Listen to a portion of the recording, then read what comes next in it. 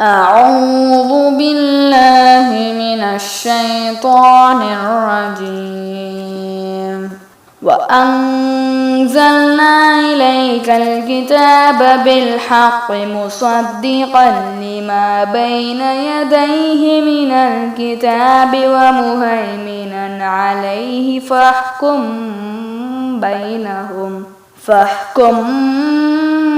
بينهم بما أنزل الله ولا تتبع أهواءهم عما جاءك من الحق لكل جعلنا منكم شرعة ومنهاجا ولو شاء الله لجعلكم أمة واحدة ولكن ليبلوكم فيما آتاكم فاستبقوا الخيرات إلى الله مرجعكم جميعا فينبئكم بما كنتم فيه تختلفون.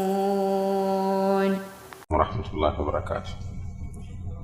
الحمد لله والصلاة والسلام على رسول الله وعلى آله وأصحابه أجمعين أما بعد. அன்புள்ள சகோதர சகோதரிகளே, அல்லாஹுடைய பேரருளால் அவனுடைய கலாமாகிய அல் குர்ஆனை இந்த தொடர் வகுப்பினூடாக ஓரளவு நாம் புரிந்து கொண்டு வருகிறோம். அந்த வகையில் சூரத்து நப என்ற சூறாவை முடித்துவிட்டு இப்போது சூரத்து நாசிஆத் என்ற அடுத்த அத்தியாயத்தின் பெரும்பாலான பகுதிகளை பார்த்துவிட்டோம். இன்ஷா அல்லாஹ் இன்றைக்கு அந்த சூறாவின் இறுதி பகுதியை நாம் முடிக்க இருக்கின்றோம். இந்த சூரத்து நாசிஆத் பாடமானவங்க யார் இருக்கிறீங்க? மனப்பாடம் செஞ்சவங்க ஒரு சகோதரர் ஓதினார். சென்று மாஷா அல்லாஹ். முடியுமானவர் நம்ம படிக்கக்கூடிய சூறாக்களை மனனம் செய்தால் இங்கே வகுப்பில் மட்டுமல்ல, நீங்கள் எங்கேயாவது தப்சீர் கிளாஸில் போகும்போது அதை மனப்பாடம் செய்து கொண்டால் இன்னும் அது கூடுதல் பயன் தரக்கூடியதாக இருக்கும் இன்ஷா அல்லாஹ். அல்ஹம்துலில்லாஹ். இந்த இறுதி பகுதியிலே அல்லாஹு தஆலா சொல்கிறான், அஅன்தும் அஷத்து ஹல்கன் அமிஸ் ஸமாஉ பனாஹா. அதாவது மறுமை சாத்தியமில்லை, மரணத்திற்கு பிறகு மனிதர்களை அல்லாஹ் எழுப்புவதிலே சந்தேகம் கொண்ட அந்த மக்களை பார்த்து அல்லாஹு தஆலா கேட்கிறான், அஅன்தும் அஷத்து ஹல்கன், படைக்கப்படுவதில் நீங்கள் கடினமானவர்களா அல்லது வானமா என்று அல்லாஹு தஆலா ஒரு கேள்வியை கேட்கிறான். இப்ப மக்கள் என்ன நினைத்துக் கொண்டிருக்கிறார்கள் என்றால், மரணித்த பிறகு அந்த காலத்திலே இருந்த முஷ்ரிக்குகள் அல்லது நாஸ்திக சிந்தனை உள்ளவர்கள், மரணத்திற்கு பிறகு மனிதன் எழுப்பப்படுவது என்பது சாத்தியமற்ற ஒன்று. அதுக்கு நிறைய நிகழ்வுகள் இருக்கு. ஒரு சந்தர்ப்பத்தில் மனிதனுடைய அந்த எலும்பை கொண்டு வந்து உதித்து காட்டி, உக்கி போன இந்த எலும்பையா அல்லாஹு தஆலா எழுப்ப போகிறான் என்று ஒரு முஷ்ரிக் கேட்ட நிகழ்வு நமக்கு நினைவில் இருக்கும். இப்படி அவர்கள் மறுத்து கொண்டிருந்தார். அல்லாஹ் கேட்கிறான், உங்களை படைப்பது கடினமானதா அல்லது வானத்தை படைப்பது கடினமானதா? இந்த கேள்வி மிகவும் அர்த்தமான ஒரு கேள்வி. மனிதர்களுடைய சிந்தனையை தூண்டி அதன் மூலம் மறுமை நாள் சாத்தியம் என்பதை அல்லாஹு தஆலா இங்கே சொல்ல வருகிறான். இப்ப வானத்தை படைப்பதை பொறுத்தவரையில் அல்லாஹ் குர்ஆனில் ஒரு இடத்தில் சொல்கிறான், லஹல்குஸ் ஸமாவாதி வல் அர்த் அக்பரு மின் ஹல்கின் நாஸ். வானங்களையும் பூமியையும் படைப்பது என்பது மனிதர்களை படைப்பதை விட பெரியது. வானங்களையும் பூமியையும் அல்லாஹ் படைத்திருக்கிறான் என்றால் மனிதர்களை படைப்பது என்பது அல்லாஹுக்கு சாதாரணமான விஷயம். அல்லாஹு தஆலா இந்த உலகத்தில் மனிதனை அவன் படைத்தான், மீண்டும் அவனை மரணிக்க செய்வான். அதற்கு பிறகு அல்லாஹு தஆலா மீண்டும் உயிர் கொடுத்து எழுப்புவான். இது அல்லாஹ்வுக்கு கஷ்டமான ஒரு விஷயம் கிடையாது. எப்படி வானத்தை அவன் படைக்கிறான்? பனாஹா, அந்த வானத்தை அவன் நிறுவுகிறான். அதாவது அதை பற்றி சொல்லும்போது ரஃபஅ சம்கஹா, அதனுடைய முகட்டை உயர்த்தி, ஃபஸவ்வாஹா, அதை சீராக்கினான். இப்ப சீர் என்று சொன்னால் வானத்தினுடைய முகடு உயர்த்தப்பட்டிருக்கிறது, எந்த விதமான தூணும் கிடையாது. ஆனா தூண் இருக்கிறது, வானத்திற்கு தூண் இருக்கிறது. அல்லாஹ் குர்ஆனில் சொல்கிறான், பிகைரி அமதின் தரவுனஹா, நீங்கள் பார்க்காத தூணை வைத்து அல்லாஹு தஆலா வானத்தை உயர்த்தியிருக்கிறான். நம்முடைய கண்ணுக்கு தெரியாது, ஆனால் தூண் இருக்கிறது. அல்லாஹு தஆலா அற்புதமான முறையில் இந்த வானத்தையும் பூமியையும் படைத்திருக்கிறான் என்பதை இங்கே சொல்கிறார். وَأَغْطَشَ لَيْلَهَا وَأَخْرَجَ ضُحَاهَا, அதன் இரவை மூடி பகலை வெளிப்படுத்தினான். பூமியை வானத்தை படைக்கிறான், அதற்கு பிறகு அதிலிருந்து வெளிச்சத்தை அல்லாஹு தஆலா ஏற்படுத்துகிறான், இருட்டை அல்லாஹு தஆலா ஏற்படுத்து, எல்லாம் சீர் செய்த முறைகள். இப்ப இருட்டு வெளிச்சம் எல்லாமே வானத்திலிருந்து வருகின்றன என்ற செய்தி அல்லாஹு தஆலா இங்கே சொல்லுகிறான். சொல்லிவிட்டு சொல்லுகிறான், வல் அர்த பஅத ذلك தஹாஹா, அதன் பின்னர் பூமியை அவன் விரித்தான். சில அறிஞர்கள் தஹா என்பது திஹ்யா என்ற சொல்லிலிருந்து வந்தது. திஹ்யா என்றால் ஆப்பிரிக்க நாட்டில் உள்ள ஒரு கோழி வகை போடக்கூடிய முட்டைக்கு திஹ்யா என்று சொல்வார்கள். அப்ப பூமியை அல்லாஹு தஆலா வல் அர்த பஅத ذلك தஹாஹா, முட்டை வடிவில் ஆக்கினான் என்று சில அறிஞர்கள் இதற்கு விளக்கம் கொடுப்பார்கள். ஆனால் சலஃபுகள் யாரும் அந்த விளக்கத்தை சொல்லவில்லை. சலஃபுகள் கொடுக்கக்கூடிய விளக்கம் என்னென்றால் பூமியை விரித்தான். இந்த வசனங்களை நீங்கள் பார்க்கும்போது முதலில் படைக்கப்பட்டது வானம், அதற்கு பிறகு படைக்கப்பட்டது பூமி என்பது தெரிகிறது. வல் அர்த பஅத ذلك தஹாஹா.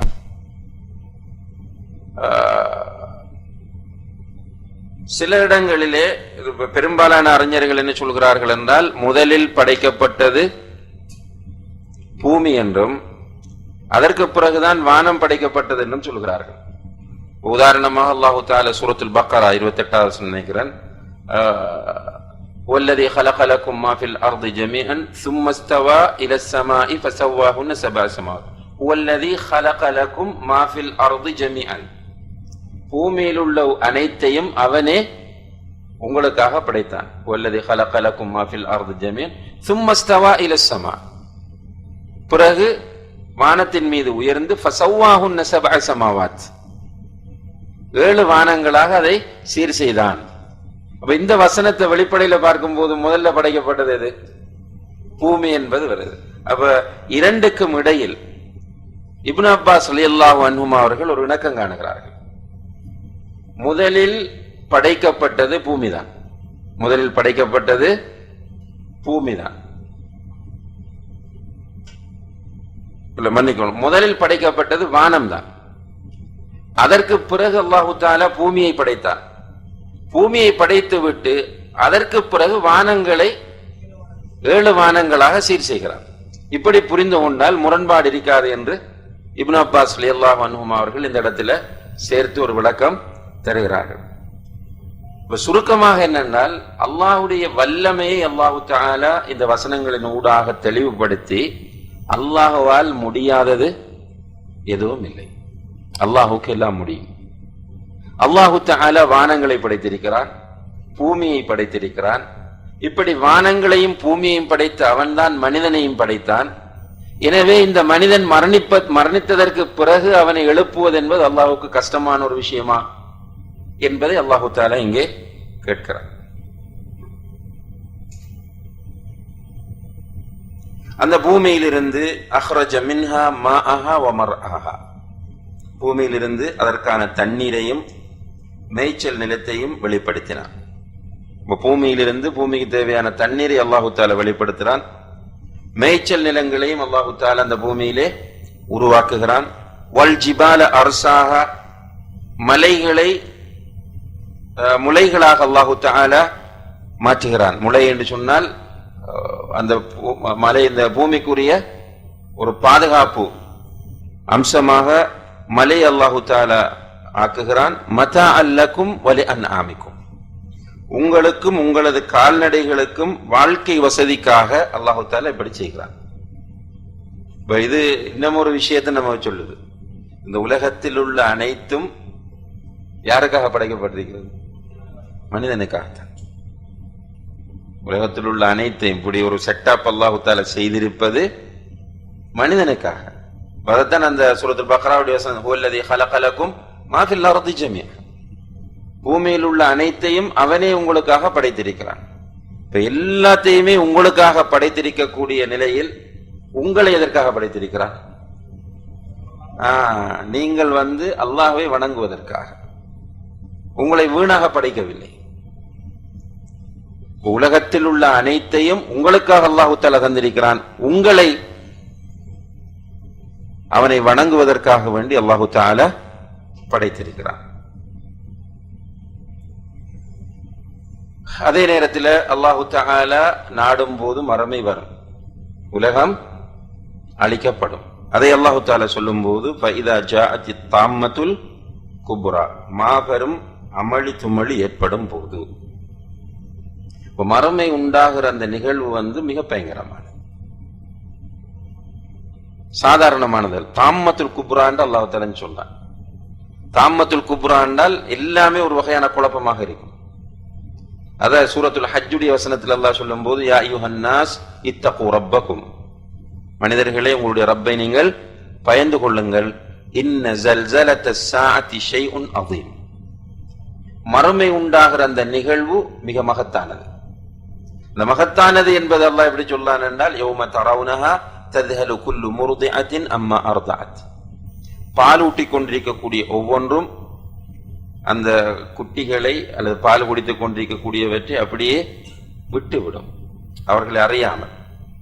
வததஉ குல்லு ذات حمل حملها, வயிற்றில் சிசுக்களை சுமந்து கொண்டிருக்கக்கூடியவர்கள் அப்படியே வைத்து விடுவார்கள். குழந்தை பிரசவிப்பது என்பது மரபுறவி போன்று என்று சொல்லுவாங்க, அவ்வளவு கஷ்டமானது என்பதனால. அப்படியான ஒரு கஷ்டமான விஷயம் அந்த நேரத்தில் எப்படி நடக்குமோ ரொம்ப சிம்பிளா நடக்கும். அவங்களுக்கு குழந்தை பெற்றது அவங்களுக்கே புரியாது, அந்த அளவுக்கு பயங்கரமான. ஏன்னா எல்லாமே குழப்பம் தான். என்ன, இதா ஜுல்ஜிலத்தில் அர்து ஜில்ஜாலஹா, பூமி ஒரு பக்கம் உசுப்பப்படும். அல் காரிஆ, பெரிய சத்தம் ஒன்று வரும். அந்த சத்தம் உள்ளத்தை பாதிக்கும். அந்த சத்தம் கேட்கும் போது அடிவிழும் உள்ளத்தில். வமா அதராக மல் காரிஆ யௌம யகூனு الناس كالفراش المبثوث, ஈசல்களை போன்று மனிதர்கள் மாறுவார்கள். وتكون الجبال كالعهن المنفوش, இப்படி சிதறவிடப்பட்ட பஞ்சுகள் போன்று மலைகள் மாறும். அப்ப அந்த கொஞ்சம் யோசிச்சு பாருங்க, மறுமை உண்டாகக்கூடிய நிகழ்வு அல்லாஹ் பாதுகாக்க வேண்டும். சூர் ஊதப்பட்டால் நடக்கக்கூடிய அந்த நிகழ்வு மிக பயங்கரமாக இருக்கும். அதனால் தான் அல்லாஹு தஆலா தாம்மத்துல் குப்ரா என்று சொல்கிறார். ஃபஇதா ஜாஅத்தி தாம்மத்துல் குப்ரா, அந்த நிலை ஏற்படும் போது யௌம யததக்கருல் இன்சான், மனிதன் யோசிப்பான். எப்போதுமே மனிதனிட்ட இருக்கிற மிகப்பெரிய ஒரு வீக்னஸ் இது, காலம் கடந்த ஞானம். கடைசியில எக்ஸாம் எழுதி ரிசல்ட் வந்ததுக்கு பிறகு கைச்சதப்படுவான். படிக்கிறதுக்கு முன்னாடி, எக்ஸாம் எழுதுறதுக்கு முன்னாடி கவனமாக இருந்து படிப்போம், எக்ஸாம் எழுதோண்டு யோசிக்கிறது. ரிசல்ட்ஸ் மோசமா வந்ததுக்கு பிறகு கை செய்தப்படுவான். வாழ்க்கையில ஒவ்வொரு நிலையிலையும் இந்த வேலையை தான் அவன் செய்கிறான். அதே போன்றுதான் அவன் படைக்கப்பட்ட நோக்கத்தின் விஷயம் தெளிவா எல்லோருக்கும் சொல்லப்படுகிறது. போதகர்கள், அச்சமூட்டி எச்சரிக்கை செய்யக்கூடியவர்கள் இந்த விஷயத்தை சொல்லிக் கொண்டே இருக்கிறார்கள். நீங்கள் படைக்கப்பட்டது வீணுக்காக அல்ல, நீங்கள் படைக்கப்பட்டது ஒரு நோக்கத்தோடு. அல்லாஹுதான் உங்களை படைத்திருக்கிறான். உலகத்தில் உள்ள அனைத்தையும் அவன் உங்களுக்கு வசப்படுத்தி தந்திருக்கிறான். சஹ்ஹர லக்கும் மா ஃபில் அர்தி ஜமீஆ, பூமியில் உள்ள அனைத்தையும் உங்களுக்கு அவன் வசப்படுத்தி தந்திருக்கிறான். இப்படியெல்லாம் உங்களுக்கு தந்தவன் உங்களிடம் என்ன எதிர்பார்க்கிறான் என்றால், நீங்கள் அவனுடைய அப்துகளாக இருக்க வேண்டும், அல்லாஹுடைய அடிமைகளாக நீங்கள் வாழ்ந்து காட்ட வேண்டும். இது சொல்லப்படுது திரும்ப திரும்ப. ஆனா மனிதன் என்ன செய்கிறான் என்று சொன்னால், இந்த போதனைகள் எதையுமே கண்டுகொள்வதில்லை. அவனுக்கு முக்கியமாக இருப்பது இந்த உலகம்தான்.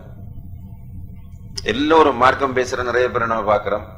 எல்லா மார்க்கமும் பேசுவோம் எது வரைக்கும்? பொதுவா இருக்கும் வரைக்கும். பொதுப்படையாக பேசும்போது ஓகே அல்ஹம்துலில்லாஹ். நம்முடைய பர்சனல் வாழ்க்கை என்று வரும்போது பேசக்கூடிய மார்க்கம் தூரம் போயிடும்.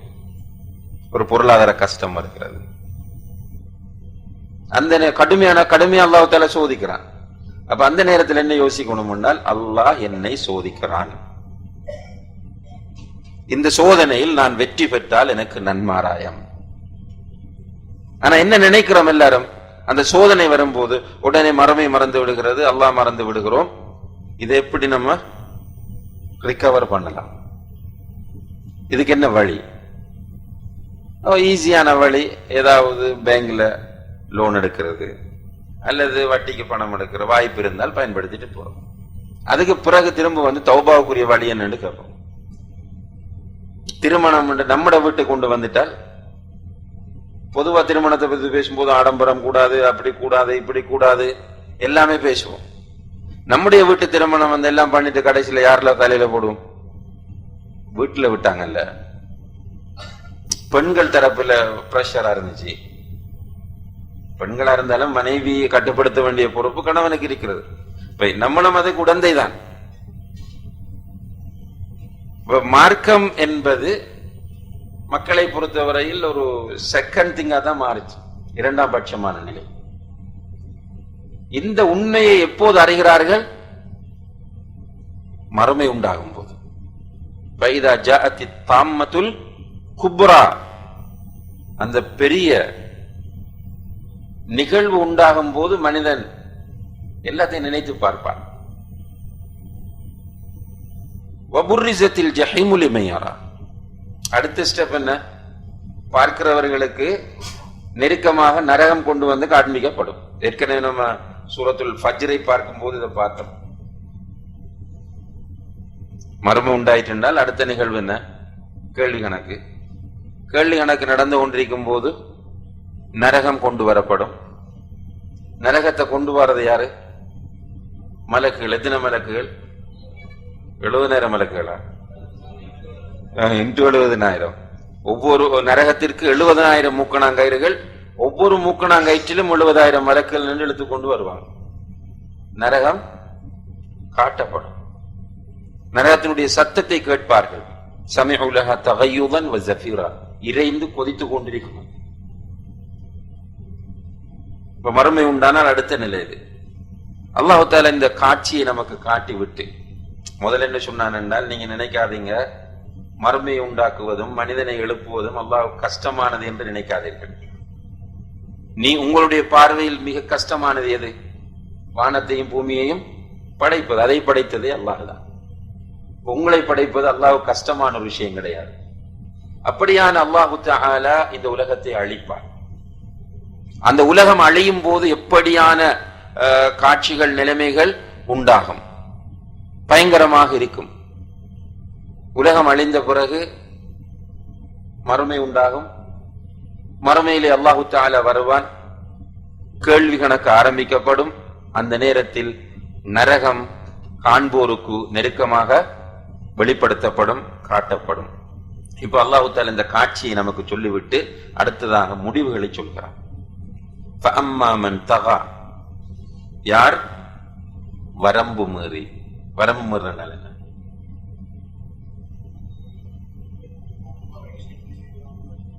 அல்லாஹ் போட்டிருக்கக்கூடிய வரம்புகளை தாண்டுவதுதான் வரம்பு மீறுவது. உதாரணமாக ஹராமான விஷயங்களை செய்வது. அதே போல வாரிசுரிமை சம்பந்தமாக சொல்லக்கூடிய அல்லாஹு தஆலா யூசிக்குமுல்லாஹு ஃபீ அவுலாதிக்கும், சூரத்துல் நிசாவினுடைய 11வது வசனத்திலிருந்து சொல்றான். யூசிக்குமுல்லாஹு ஃபீ அவுலாதிக்கும் லிzzakari மித்லு ஹவ்தில் உன்தையைன். உங்களுடைய பிள்ளைகள் விஷயத்தில் அல்லாஹ் உங்களுக்கு வசியச் செய்கிறான். நீங்கள் ஆண் பிள்ளைகளுக்கு 2 கொடுத்தால் பொம்பளை பிள்ளைகளுக்கு 1 கொடுங்கள். அப்படி முழு டீடைல்ஸ் செய்யும் அல்லாஹ் தஆலா சொல்லிட்டு வந்து சொல்ல, தில்க ஹுதூதுல்லாஹ், இது அல்லாஹ்வுடைய வரம்புகள், வரையறைகள். இது அல்லாஹ் போட்டிருக்கிற வரம்பு. வராசத் என்பது அல்லாஹ் போட்டிருக்கிற வரம்பு.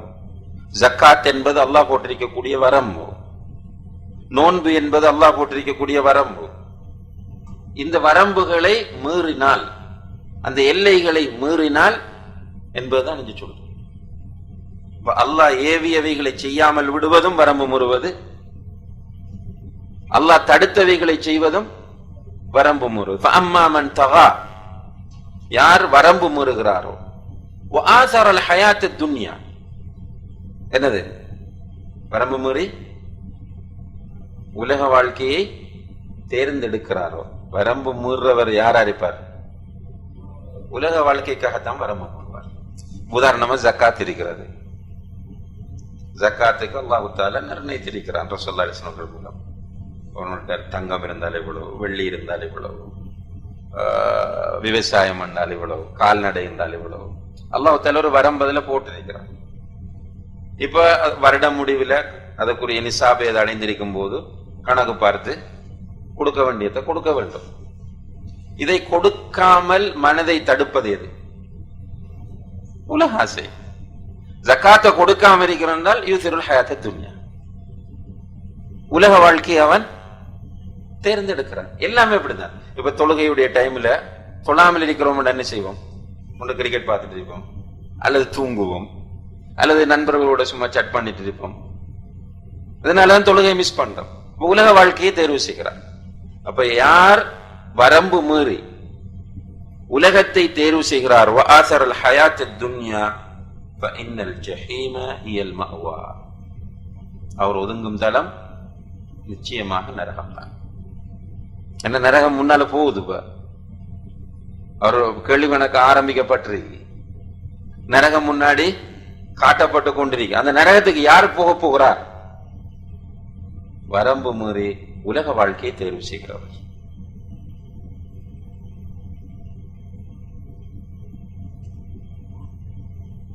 அடுத்தது அல்லாஹு தஆலா இதை சொல்லிட்டு சொல்றான், வஅம்மா மன் காஃப மகாம ரப்பிஹி, யார் அல்லாஹுக்கு முன்னால் நிற்க வேண்டும் என்பதை பயந்து, வனஹன் நஃப்ஸ அனில் ஹவா, தன்னை தன்னுடைய ஆன்மாவை மனோ இச்சையை விட்டும் தடுத்துக் கொள்கிறாரோ, ஃபஇன்னல் ஜன்னத ஹியல் மஅவா, நிச்சயமாக சுவர்க்கம்தான் அவர் ஒதுங்கும் தலமாகும். அப்ப நாம் எல்லோரும் சுவர்க்கம் நரகம் இரண்டையும் ஈமான் கொள்கிறோம். அதுல டவுட் இருக்கா? இல்ல. சுவர்க்கமும் நரகமும் படைக்கப்பட்டிருக்கின்றன. அது நம்ம ஈமான் கொள்ள வேண்டிய மிக முக்கியமான ஒரு அம்சம். சுவர்க்கமும் நரகமும் படைக்கப்பட்டிருக்கின்றன, புதுசா படைக்கிறதல்ல, படைக்கப்பட்டு இருக்கிறது. ரசூலுல்லாஹி அலைஹி வஸல்லம் குர்ஆனின் சொல்லுது, உஇத்தத் லில் முத்தகீன் உஇத்தத் லில் காஃபிரீன், தக்வா உள்ளவர்களுக்கு சுவர்க்கம் தயார் செய்யப்பட்டு இருக்கிறது, காஃபிர்களுக்கு நரகம் தயார் செய்யப்பட்டு இருக்கிறது.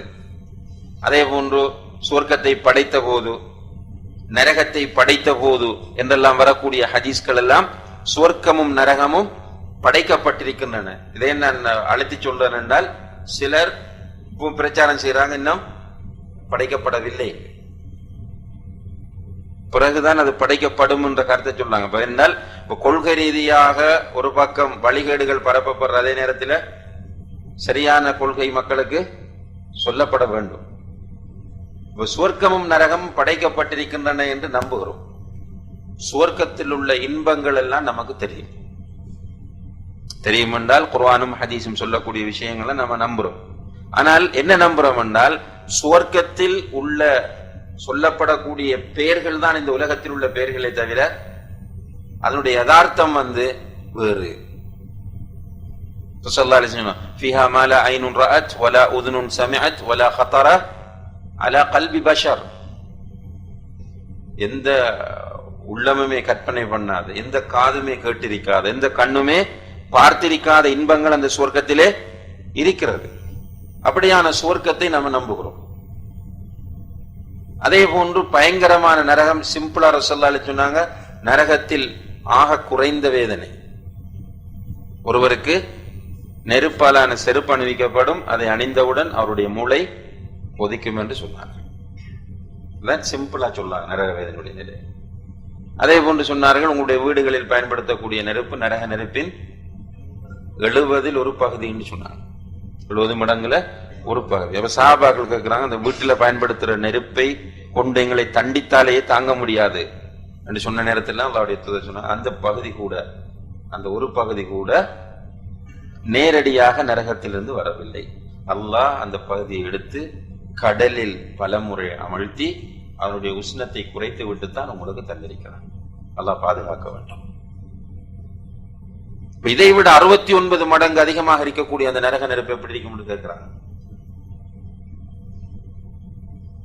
அப்ப அந்த நரகம் சுவர்க்கம் இரண்டையும் சும்மா பயான் பண்றாங்க என்பதற்காக நம்ம கேட்டுக்கொண்டிருந்து விட்டு போகக்கூடாது, அல்லது பெற்றோர் சொன்னார்கள் என்பதற்காக கேட்டுக்கொண்டிருந்து போகக்கூடாது. இது ரெண்டும் 100% உண்மை. நம்முடைய உள்ளத்துல கடுகளவும் சந்தேகம் இல்லை. அப்பதான் ஈமான்.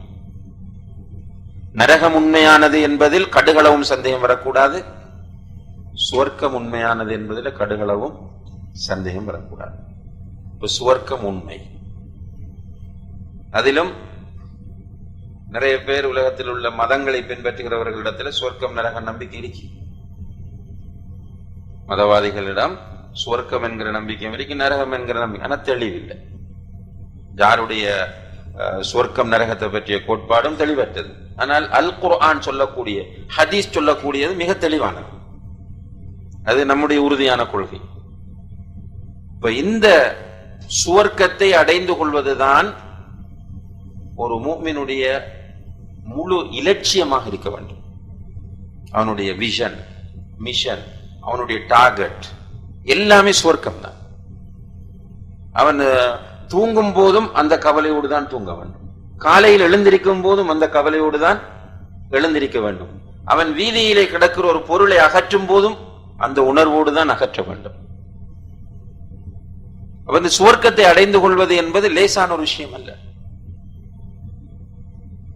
அல்லாஹ் குர்ஆனில் கேட்கிறான், அம் ஹஸிப்தும் அன் தத்குலுல் ஜன்னah வலம்மா யஅதிகும் மஸலுல் லதீன خلوا من قبلكم. உங்களுக்கு முன்னால் இருந்தவர்களுக்கு வந்த சோதனைகள் வராமல் சிம்பிளாக சுவர்க்கம் நுழையலாம் என்று நினைத்துக் கொண்டிருக்கிறீர்களா என்று அல்லாஹ் தஆலா கேட்கிறான். சுவர்க்கத்துக்கு ஈஸியா போக முடியாது. முஸ்லிம் பெற்றோர்களுக்கு பிறந்ததற்காக, வெள்ளிக்கிழமை ஜும்மாவுக்கு போனதற்காக, அல்லது ஒரு சில தாவா பணிகளை செய்ததற்காக, அல்லது ஒரு சில நல்ல காரியங்களை செய்ததற்காக சுவர்க்கம் கிடைக்குமாண்டா இல்ல. சுவர்க்கம் ரிஸ்க் எடுத்து பெற வேண்டியது, கஷ்டப்பட்டு பெற வேண்டியது. அதுல ஆக முக்கியமான பாயிண்ட் தான் அல்லாஹ் தஆலா சொன்னான், வஅம்மா மன் காஃப மகாம ரப்பிஹி. தன்னுடைய ரப்புக்கு முன்னால் நிற்க வேண்டும் என்ற பயத்தோடு. அல்லாஹ் தஆலா எல்லோரையும் எழுப்புவான். எத்தனை ஆயிரம் வருடங்கள் அப்படி நிற்போம்? எழுப்பப்பட்ட பிறகு 50,000 வருடங்கள் நிற்போம். இந்த 50,000 வருடங்கள் நிற்கிற மக்கள் கடைசி நேரத்தில் ஒவ்வொரு ரசூல்மாரிடத்திலே, நபிமாரிடத்திலே ஓடுவாங்க, தங்களுக்கு ஏதாவது ஒரு முடிவை கேட்டு. கடைசியில் ரசூலுல்லாஹி அலைஹி வஸல்லம் அவர்கள் சுஜூதில் விழுவார்கள், அரசியல. அல்லாஹு தஆலா ரசூலுல்லாஹி அலைஹி வஸல்லம் அவர்களை பார்த்து சொல்லுவான், முஹம்மதினுடைய தலையை உயர்த்தி கேள் தரப்படும், ஷஃபாத் ஏற்றுக்கொள்ளப்படும் என்று சொன்ன பிறகு ரசூலுல்லாஹி அலைஹி வஸல்லம் செய்யக்கூடிய ஃபர்ஸ்ட் ஷஃபாத் என்ன? கேள்வி கணக்கை ஆரம்பிக்குமாறு சொல்வார். யாரு கேள்வி கேட்கிறது? கேள்வி கணக்கு ஆரம்பிக்கப்படும். இன்றைக்கு உலகத்தில் எத்தனை கோடி மக்கள் இருக்கிறோம்? 700 கோடின்னு வைங்களேன். 700 கோடி பேர் இருக்கிறோம். உலகம் அழியும் வரைக்கும் ஆதம் அலைஹிஸ்ஸலாத்துல இருந்து எத்தனை மக்கள் இருந்திருப்பாங்க உலகத்துல?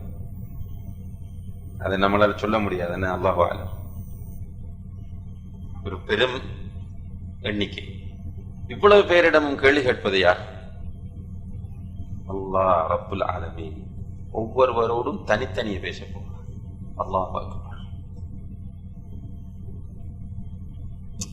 சும்மா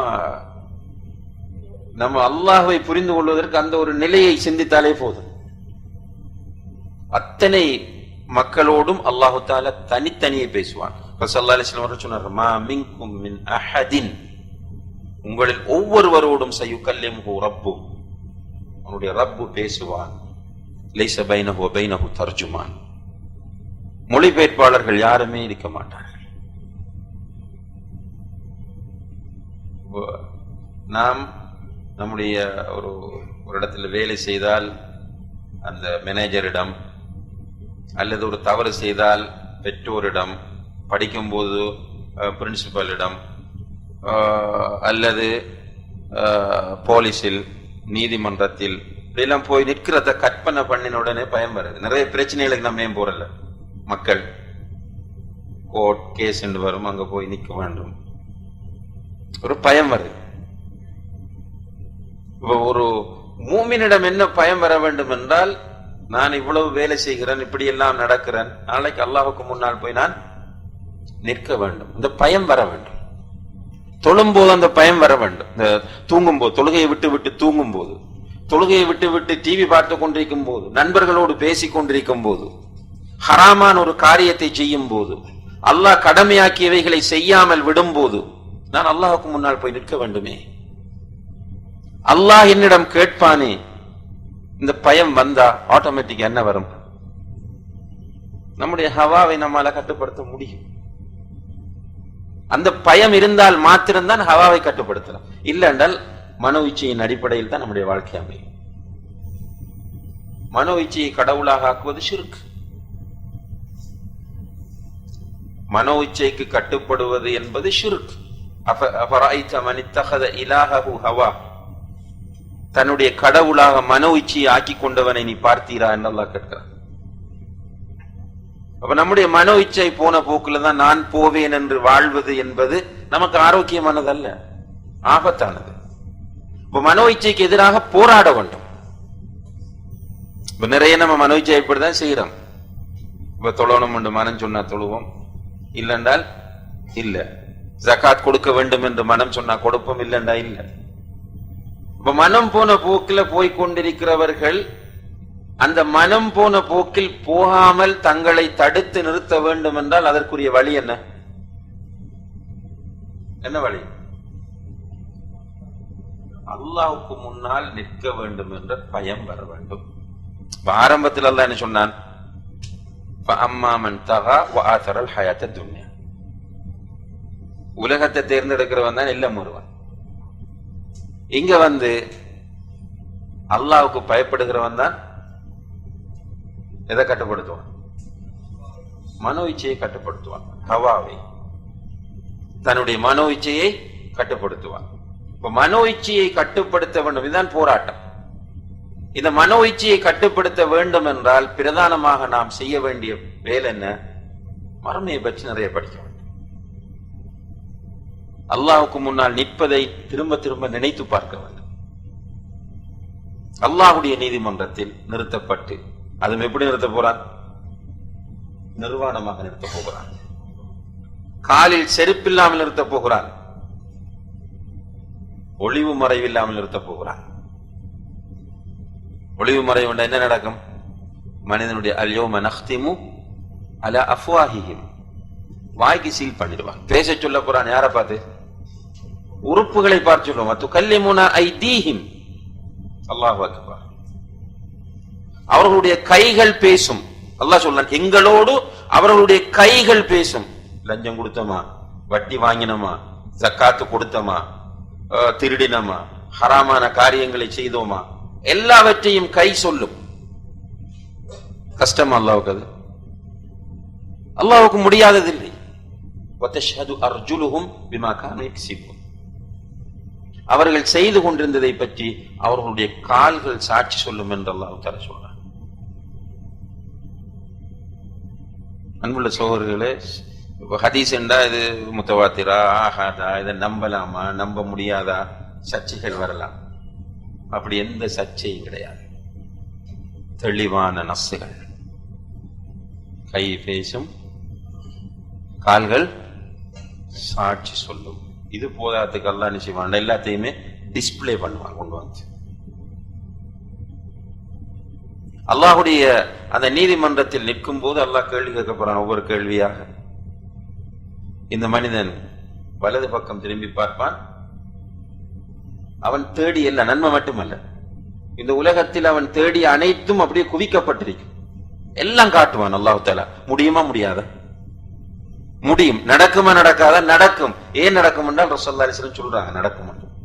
எல்லாம் நம்ம என்ன செய்தோமோ, மக்களுக்கு தெரிந்து செய்தது, தெரியாமல் மறைத்து செய்தது, எல்லாவற்றையும் கொண்டு வந்து குவித்து வைக்கப்பட்டதும் மனிதன் பயந்து போய் இவ்வளவுமா என்று பயந்து போய் இடது பக்கம் பார்ப்பான். இடது பக்கமும் எல்லாம் குவிக்கப்பட்டிருக்கும்.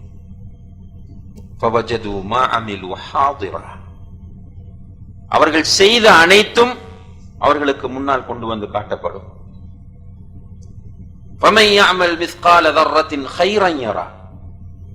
ஒரு அணு அளவு நன்மை செய்தாலும் அதை காண்பான்.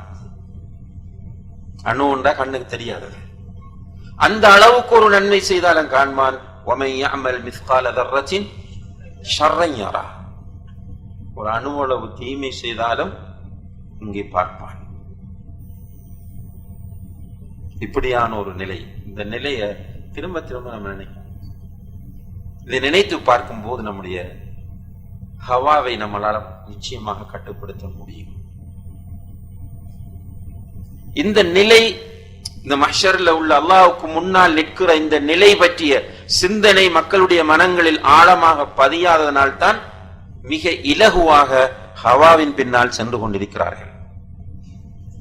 அல்லாஹ் அழகாக சொல்கிறான், அம்மா மன் காஃப மகாம ரப்பிஹி வனஹா நஃப்ஸ அனில் ஹவா ஃபஇன்னல் ஜன்னத ஹியல் மஅவா.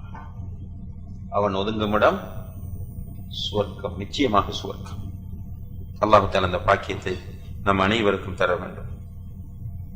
அடுத்ததாக அல்லாஹ் தஆலா சொல்றான், யஸ்அலூனக அனிஸ் ஸாஅத்தி அய்யான முர்சாஹா. நபியே, உம்மிடம் வந்து மறுமை எப்போது ஏற்படும் என கேட்கிறார்கள். இப்படி கேட்கக்கூடியவங்க ரெண்டு டைப்பானவங்க. ஒரு டைப் எப்படி? மறுமையை மறுப்பதற்காக, மறுமையை மறுப்பதற்காக கேட்கிறவர்கள். இன்னும் ஒரு டைப்பானவங்க பயத்தில் கேட்கிறவங்க. உதாரணமாக ஒரு நபித்தோழர் வந்து கேட்கிறார், யார சொல்லலாம், மத்தா மறுமை எப்போது உண்டாகும்? ரசூலுல்லாஹி அலைஹி வஸல்லம் கேட்டாங்க, எப்போது என்று சொல்லாம மா அஅதத்த லஹா, அந்த நாளைக்காக நீ என்ன தேடி வைத்திருக்கிறாய் என்று கேட்டார். என்ன தயார் செய்து வைத்திருக்கிறாய்? அவர் சொன்னார், நான் அல்லாஹ்வையும் அல்லாஹ்வுடைய தூதரையும் நேசிக்கிறேன் என்று சொன்னார்.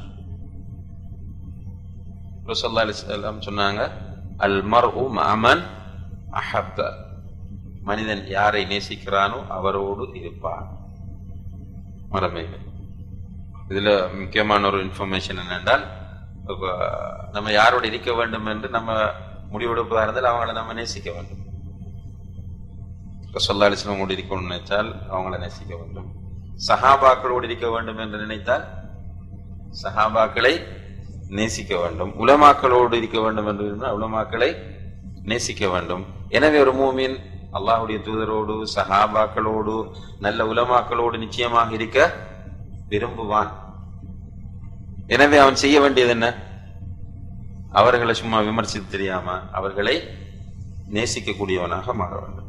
அப்ப இந்த சஹாபி கேட்டது வந்து பயத்தில். இன்னும் சிலர் வந்து கேட்கிறாங்க, என்னதுக்கு? பொய்ப்பிப்பதற்காக. நரகம், இந்த மறுமை என்பது பொய் என்று சொல்வதற்காக வேண்டி உன்னிடம் வந்து மறுமை எப்போது உண்டாகும் என்று கேட்கிறார்கள். ஃபீமா அன்த மின் திக்ராஹ், அது பற்றிய விளக்கம் உம்மிடம் எங்கே இருக்கிறது என்று அல்லாஹ் கேட்கிறார். அப்படின்றால் என்ன அர்த்தம்? மறுமை எப்போது உண்டாகும் என்கிற அறிவு அல்லாஹுக்கு மட்டுமே உரியது. ஒரு இடத்துல சொல்ல, இன்னமா இல்முஹா இந்த ரப்பி, அது பற்றிய அறிவு என்னுடைய ரப்பிடமே இருக்கிறது. லா யுஜல்லிஹா லிவக்திஹா இல்லாஹு, அதற்குரிய நேரத்தில் அதனை அவனை தவிர வேறு யாரும் வெளிப்படுத்த மாட்டார்கள். இப்ப மறுமை எப்போது உண்டாகும் என்று மக்கள் வந்து கேட்டாலும் அதை பற்றிய அறிவு இலா ரப்பிக முன்தஹாஹா, அது பற்றிய முடிவு உமது இரட்சகனிடமே இருக்கிறது என்று அல்லாஹ் தஆலா சொல்றான். இப்ப மறுமை பற்றிய முடிவு, அது எப்போது உண்டாகும் என்கிற அறிவு அல்லாஹ் ஒருவனிடமே இருக்கிறது. இதுல ஒரு மூமினிடத்தில் இந்த மாற்று கருத்தும் வர முடியாது. உலகமே ஒன்று சேர்ந்து, விஞ்ஞானிகள் எல்லாம் ஒன்று சேர்ந்து நாளைக்கு உலகம் அழிய போகுது சொன்னாலும் ஒரு மூமின் அதை நம்ப மாட்டான், நம்ப கூடாது. ஆனால் மறுமை நாளைக்குரிய அடையாளங்களை அல்லாஹ்வுடைய தூதர் ஸல்லல்லாஹு அலைஹி வஸல்லம் அவர்கள் நமக்கு சொல்லி இருக்கிறார்கள். இந்த அடையாளங்களை உலமாக்கள் தான் என்ன செய்யறாங்க என்றால், இது பெரிய அடையாளம் சிறிய அடையாளம் என்று ரெண்டா பிரிக்கிறாங்க. ஸல்லல்லாஹு அலைஹி வஸல்லம் அவர்கள் இது பெரிய அடையாளம் இது சிறிய அடையாளம் என்று அவங்க பிரிச்சு சொல்லல. அவங்க கொமனாக சொல்லுகிறார்கள். எப்படி என்றால், இப்படி நடந்தால் இப்படி நடக்கும், மறுமை நாள் நெருங்கும் போது இது வரும். உலமாக்கள் என்ன செய்யறாங்க என்றால், மறுமை நாளுடைய அடையாளங்களை இரண்டாக பிரிக்கிறார்கள். இரண்டாக பிரித்து ஒன்று பெரிய அடையாளம் சிறிய அடையாளம் என்று சொல்லிட்டு, சிறிய அடையாளங்கள் பெரும்பாலும் நடந்து முடிந்து விட்டன அல்லது நடந்து கொண்டிருக்கின்றன, பெரிய அடையாளங்கள் தான் எஞ்சி இருக்கின்றன என்ற செய்தியை குறிப்பிடுகிறார்கள்.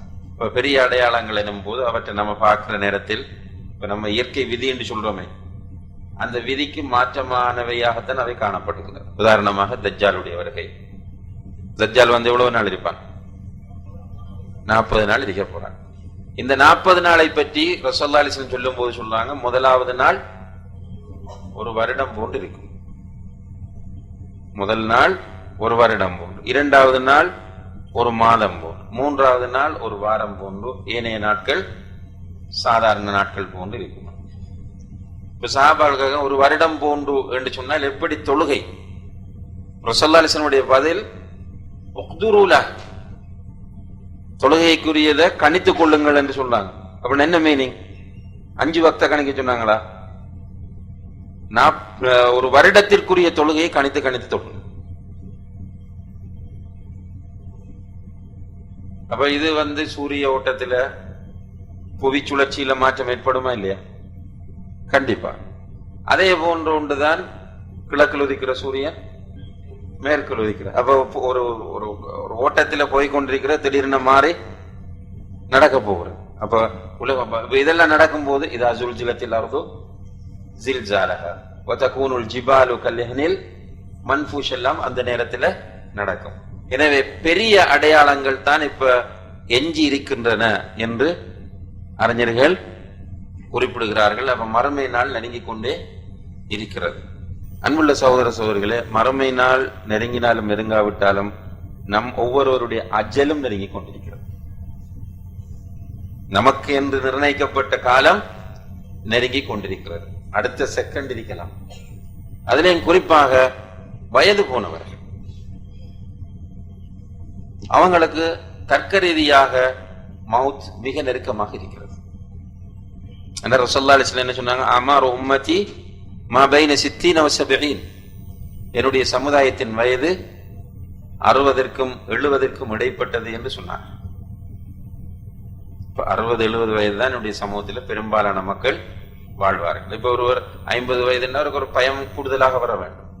எல்லோருக்கும் மௌத் வரும், எப்போது வரும் என்பது அல்லாஹ் ஆலம். ஆனால் வயது கூடியவர்களுக்கு மௌத் நெருக்கமாக இருக்கிறது. இப்ப மறுமை நாள் உண்டாகும் என்பது அடுத்த சப்ஜெக்ட். ஆனால் நம்ம ஒவ்வொருவருக்கு மௌத் உண்டானால் நம்முடைய ஃபர்ஸ்ட் மறுமை உண்டாகிவிடும். சிறிய மறுமையில் கியாமத்து சுகுரா என்றதை சொல்கிறார்கள். எது? கபருடைய வாழ்க்கை. ரசூலுல்லாஹி அலைஹி வஸல்லம் அவர்கள் சொன்னார்கள், மன் மாத ஃபகத் காமத் கியாமத்துஹு. யார் மௌத்தாகிறாரோ அவருடைய மறுமை உண்டாகி விடுகிறது என்று சொன்னார்கள். அந்த நிலையை நாம் எல்லோரும் பயப்பட வேண்டும். நம்முடைய மௌத் நல்ல மௌத்தாக அமைய வேண்டும். மௌத்தாகிற நேரத்தில் தௌபா அங்கீகரிக்கப்பட்டவர்களாக, பாவங்கள் மன்னிக்கப்பட்டவர்களாக மௌத்தாகிறதுக்கு அல்லாஹு தஆலா நம் அனைவருக்கும் தௌஃபீக் செய்ய வேண்டும். அப்ப நம்முடைய அகீதாவை அல்லாஹு தஆலா இங்கே சொல்லித்தாரா என்னது? மறுமை நாள் எப்போது உண்டாகும் என்று உன்னிடம் கேட்கிறார்கள். ஆனால் மறுமை எப்போது உண்டாகும் என்ற அறிவு உன்னிடம் கிடையாது. அது அல்லாஹ்வை சார்ந்தது என்பதை அல்லாஹ் தஆலா இங்கே சொல்லுகிறார். இன்னமா அன்த முன்திரு மன் யக்ஷா. ஆனா உன்னுடைய டியூட்டி என்ன? அதை அஞ்சுவோருக்கு நீர் எச்சரிப்பு வரை. ரசூலுல்லாஹி அலைஹி வஸல்லம் உங்களுடைய டியூட்டி என்னென்றால், மறுமையை ஈமான் கொண்டு மறுமைக்கு பயப்படுகிற மக்கள் இருக்கிறாங்களே, அந்த மக்களுக்கு மறுமை இது நிச்சயமானது, இதிலே நீங்கள் அநீதி இழைக்கப்பட மாட்டீர்கள்.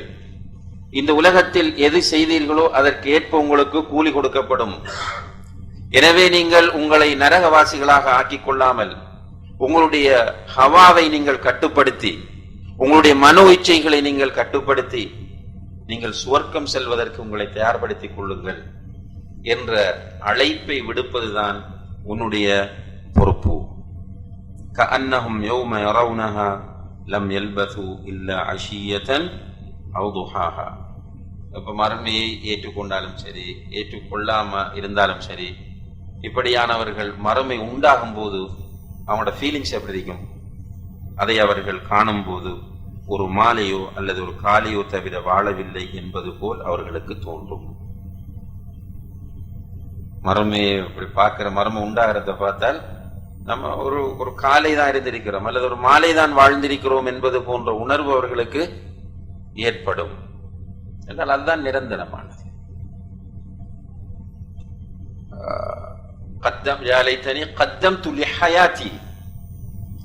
என்னுடைய வாழ்க்கைக்காக நான் முற்படுத்தி இருக்க கூடாது மறுமையில வச்சு கை செய்தப்படுவார்.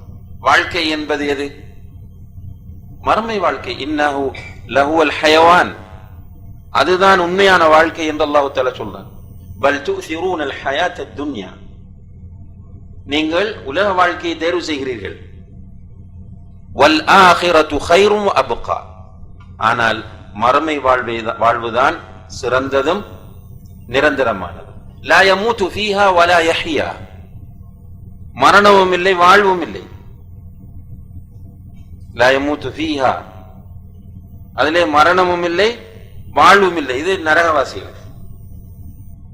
சுவர்க்கவாசிகளை பொறுத்தளவு மரணம் இல்லை, முழுக்க வாழ்வுதான். ரசூலுல்லாஹி அலைஹி வஸல்லம் சொன்னாங்க, மௌத்தை ஒரு ஆட்டு வடிவில் கொண்டு வந்து அல்லாஹ் அறுத்து விடுவான். அது என்னத்துக்கு என்றால் மக்கள் புரிந்து கொள்வதற்காக. இதுக்கு பிறகு மௌத்துடைய சாப்டர் சுவர்க்கத்தில் இல்லை. சுவர்க்கத்தில் உள்ளதெல்லாம் வாழ்க்கை தான். அடுத்தது வாழ்வதிலும் மனிதனுக்கு எந்த ஸ்டேஜ் விருப்பமானது? இளமை பருவம். எனவே சுவர்க்கத்தில் நுழைகிற ஒவ்வொருவர் 33 வயதை உடையவர்கள் போன்று இருப்பார்கள். முதுமை கிடையாது. சுவர்க்கத்தில் உள்ளவங்களுக்கு முதுமையும் கிடையாது. என்ஜாய் பண்ணுவதற்கு போர் அடிக்காத செட்டப் அல்லாஹ் தஆலா சுவர்க்கத்தில் செய்து வைத்திருக்கிறார். எந்த போரிங்கும் கிடையாது. மனைவியை பார்த்தால் இப்ப கல்யாணம் முடிக்கிறது முதல் இந்த உலகத்தில் அழகா இருப்பாங்க. கல்யாணம் முடிச்சு சொந்த மனைவியானதுக்கு பிறகு அழகு கம்மி ஆயிட்டே வரும். சுவர்க்கத்தில் அப்படியா? எப்போதும் அழகு மட்டும் இல்லை, அழகு கூடிக்கொண்டே இருக்கும். உலகத்திற்கு மாறாக இருக்கும். ஒவ்வொரு நாளும் அவங்க வெளியே போய் வந்து 2 பேரும் உட்கார்ந்து பேசுற நேரத்தில் நீ எவ்வளவு அழகா இருக்கிறா என்று இவர் சொல்லுவார், அந்த பொண்ணும் என்ன சொல்லுவாங்க, நீங்களும் மிக அழகாக இருக்கிறீர்கள் என்று. அப்ப வாழ்வதற்கு அனுபவிப்பதற்குரிய இடம்தான் சுவர்க்கம். இந்த உலகம் ஒன்றுமில்லை, நத்திங். எவ்வளவு அழகா அல்லாஹ் சொல்றான் பாருங்க. மறுமை உண்டாகும் போது அவங்களுக்கு புரியும், ஒரு பகல் ஒரு இரவு, ஒரு பகல் அல்லது ஒரு இரவு தான் இந்த உலகத்தில் தங்கியிருப்போம் என்பது போன்ற ஒரு உணர்வை அவர்கள் பெறுவார்கள். எனவே அன்புள்ள சகோதர சகோதரிகளே, நாம் எல்லோரும் புத்திசாலிகளாக மாற வேண்டும். இது குர்ஆனுடைய செய்திகள். சும்மா ஒரு ஏதாவது புக்கில் படிச்சது. நான் ஏற்கனவே சொன்ன மாதிரி ஹதீஸ்ண்டா கூட என்ன சர்ச்சையை கிளப்பி மனசுல சங்கடத்தை ஏற்படுத்துவாங்க. இது அந்த முத்தவாத்திரா ஆஹாதா, இது ஏற்றுக்கொள்ளலாமா? குர்ஆன் மிக தெளிவாக இங்கே சொல்லப்பட்டிருக்கிறது. இதை நாம் சிந்தித்து நம்முடைய வாழ்க்கையை இந்த உலகத்தில் நாம் சீராக்கி கொள்ள வேண்டும். இப்ப சூரத்து நாஸிஆத் நம்மிடத்தில் என்ன உணர்வுகளை ஏற்படுத்துகிறது? வன்னாஸிஆத்தி கர்கா வன்னாஷிதாத்தி நஷ்தா வஸ்ஸாபிஹாத்தி சபஹா வஸ்ஸாபிகாத்தி சபகா ஃபல்முதப்பிராத்தி அம்ரா. இவ்வளவு எதை பற்றி பேசுது? மலக்குகள். நம்ம ஈமான் கொள்ள வேண்டிய மிக முக்கியமான ஒரு பகுதி. ஈமானின் 6 அடிப்படைகளில் ஒன்று. அப்ப இந்த மலக்குகளை நம்புவது நம்முடைய வாழ்க்கையில் பெரிய மாற்றங்களை ஏற்படுத்தும். அதுக்கு பிறகு யௌம தர்ஜுஃபுர் ராஜிஃபா தத்பஉஹா ராதிஃபா, மறுமை, மறுமை உண்டாகிற நிலை. அதற்கு பிறகு ஃபிரௌனை பற்றிய செய்தி. ஹல் அதாக ஹதீது மூசா, ஒரு நபி ஒரு எதிரி. மூசா அலைஹிஸ்ஸலாம் அவர்களை பற்றி சொல்லுது, இன்னொரு பக்கம் எதிரியான ஃபிரௌனை பற்றி சொல்கிறது.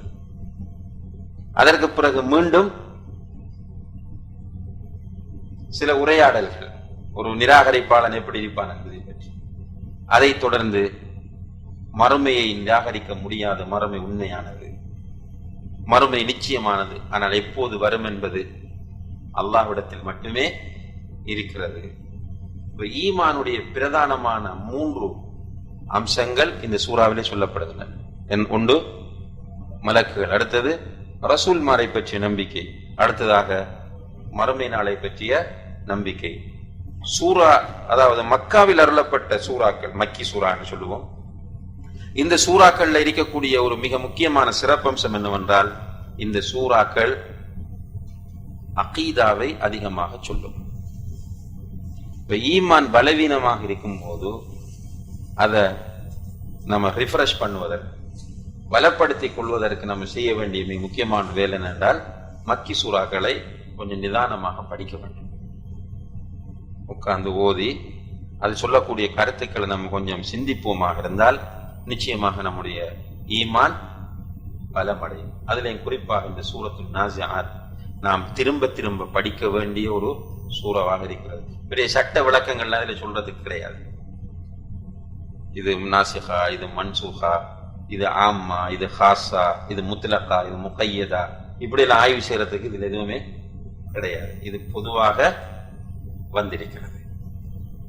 இலகுவாக வீட்டில் பிள்ளைகளுக்கு வகுப்படுக்கலாம், மனைவிக்கு வகுப்படுக்கலாம், நண்பர்களுக்கு எடுத்து படிச்சு காட்டலாம்.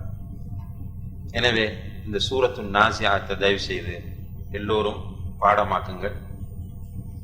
அடுத்ததாக இதனுடைய பொருளை இப்ப நம்ம முடியுமானவரை பொருளோட தான் இதை பார்த்து வந்திருக்கிறோம். அதை நோட் பண்ணாக்கள் அதை நோட் பண்ணதை பாருங்க, இல்லைன்னா தர்ஜுமத்துல் குர்ஆன் எடுத்து அதனுடைய மீனிங்கை பாருங்க. அதே நேரத்தில் நம்முடைய ஈமானை இந்த சூறாவின் ஊடாக புதுப்பித்துக் கொள்வதற்கு நாம் எல்லோரும் முயற்சி செய்ய வேண்டும். இன்ஷா அல்லாஹ் இது இந்த நேரம் நிறைய சகோதரர்கள் தனித்தனிய கேள்விகள் கேட்குறீங்க நிறைய. ஒரு அரை மணி நேரத்துக்கு இன்ஷா அல்லாஹ் உங்களிடம் ஏதாவது சந்தேகங்கள் இருந்தால் கேளுங்க, அந்த சந்தேகங்களுக்கான விளக்கத்தை தரக்கூடிய சொல்லுங்க. துஆக்களை தமிழில் கேட்கலாமா அப்படின்னு கேட்கிறாங்க. இப்ப நம்முடைய ஒரு அடிப்படை நம்ம ஃபர்ஸ்ட்ல இருந்து போதிச்சு கொண்டு வரோம் என்னென்றால், இஜ்திஹாதுக்குரிய விஷயங்கள் என்று ஒரு பகுதி இருக்கு. இஜ்திஹாத் என்றால் நேரடியாக குர்ஆனும் ஹதீஸும் சொல்லாமல் மறைமுகமாக சொல்லக்கூடிய செய்தி. இவ்வாறான விஷயங்கள் சட்டத்தோடு தொடர்பானவை. இவற்றை ஆய்வு செய்யும் போது 2 கருத்துக்கள் வருவது தவிர்க்க முடியாத ஒரு விஷயம். அந்த அடிப்படையில் ஃபர்லான சுன்னத்தான தொழுகைகளில் தமிழில் துஆ கேட்கலாமா அல்லது வேறு அரபு அல்லாத ஏனைய மொழிகளில் துஆ கேட்கலாமா என்ற விஷயத்தை பொறுத்தவரையில் 3 விதமான கருத்துக்கள் மக்கள் மத்தியில் காணப்படுகிறது. ஒரு கருத்து, துஆ கேட்க கூடாது, ஃபர்லிலும் கூடாது, சுன்னாவிலும் கூடாது என்பது. 2வது கருத்து, 2லும் கேட்கலாம் என்ற கருத்து. 3வது கருத்து, சுன்னத்தான தொழுகையில கேட்கலாம், ஃபர்ல்ல கேட்கக்கூடாது என்பது. இந்த 3 கருத்துக்களில் எது ராஜிஹான கருத்து என்று நாம் பார்க்கும்போது, ரசூலுல்லாஹி அலைஹி வஸல்லம் அவர்கள் சொல்கிறார்கள், இன்ன அக்ரப மா யகூனுல் அப்து லிரப்பிஹி வஹுவ சாஜித். ஒரு அடியான் அல்லாஹ்வுக்கு மிக நெருக்கமாக இருக்கின்ற இடம் சுஜூதுடைய நிலையாகும். சுஜூதில் இருக்கும் போதுதான் அல்லாஹ்வுக்கு மிக நெருக்கமாக இருக்கிறார். அதை நம்ம ஃபீல் பண்ணலாம். சுஜூதில் இருக்கக்கூடிய ஒவ்வொருவரும் மற்ற நிலைகளை விட அதிகமாக அல்லாஹ்வோடு உள்ளம் தொடர்படுவதை உணர முடிகிறது. எனவே ஃபஅக்ஸிரு ஃபீஹி துஆ, அதிலே அதிகமாக துஆ கேளுங்கள், துஆவை அதிகப்படுத்துங்கள் என்று ஸல்லல்லாஹு அலைஹி வஸல்லம் சொல்றார். துஆவை அதிகப்படுத்துங்கள் என்றால் எந்த துஆவை? துஆ என்பது என்ன? பிரார்த்தனை. எது பிரார்த்தனை? தேவைகளை கேட்பது பிரார்த்தனை. சில பிரார்த்தனைகள் ரசூலுல்லாஹி அலைஹி வஸல்லம் கற்று தந்திருப்பார்கள், எல்லாம் கற்றுத் தரவில்லை. பிரார்த்தனை அதிகமாக பிரார்த்தனை செய்யுங்கள் என்று சொல்லும் போது இந்த அழைப்பு, அதிகமாக பிரார்த்தனை செய்யுங்கள் என்ற இந்த அழைப்பு அரபிகளுக்கு மட்டுமா, எல்லா முஸ்லிம்களுக்கும்? எல்லா முஸ்லிம்களுக்கும். எல்லா முஸ்லிம்களுக்கும் என்று சொன்னால் அரபியில் தான் கேட்க வேண்டும் என்று சொன்னால் எல்லா முஸ்லிமுக்கும் அது வாய்ப்பில்லாம போகும். அல்லது பாடமாக்கி தாங்க குணம் உண்டால் துவா என்பது அதுக்குள்ள லிமிட் பண்ண வேண்டிய நிலை வரும்.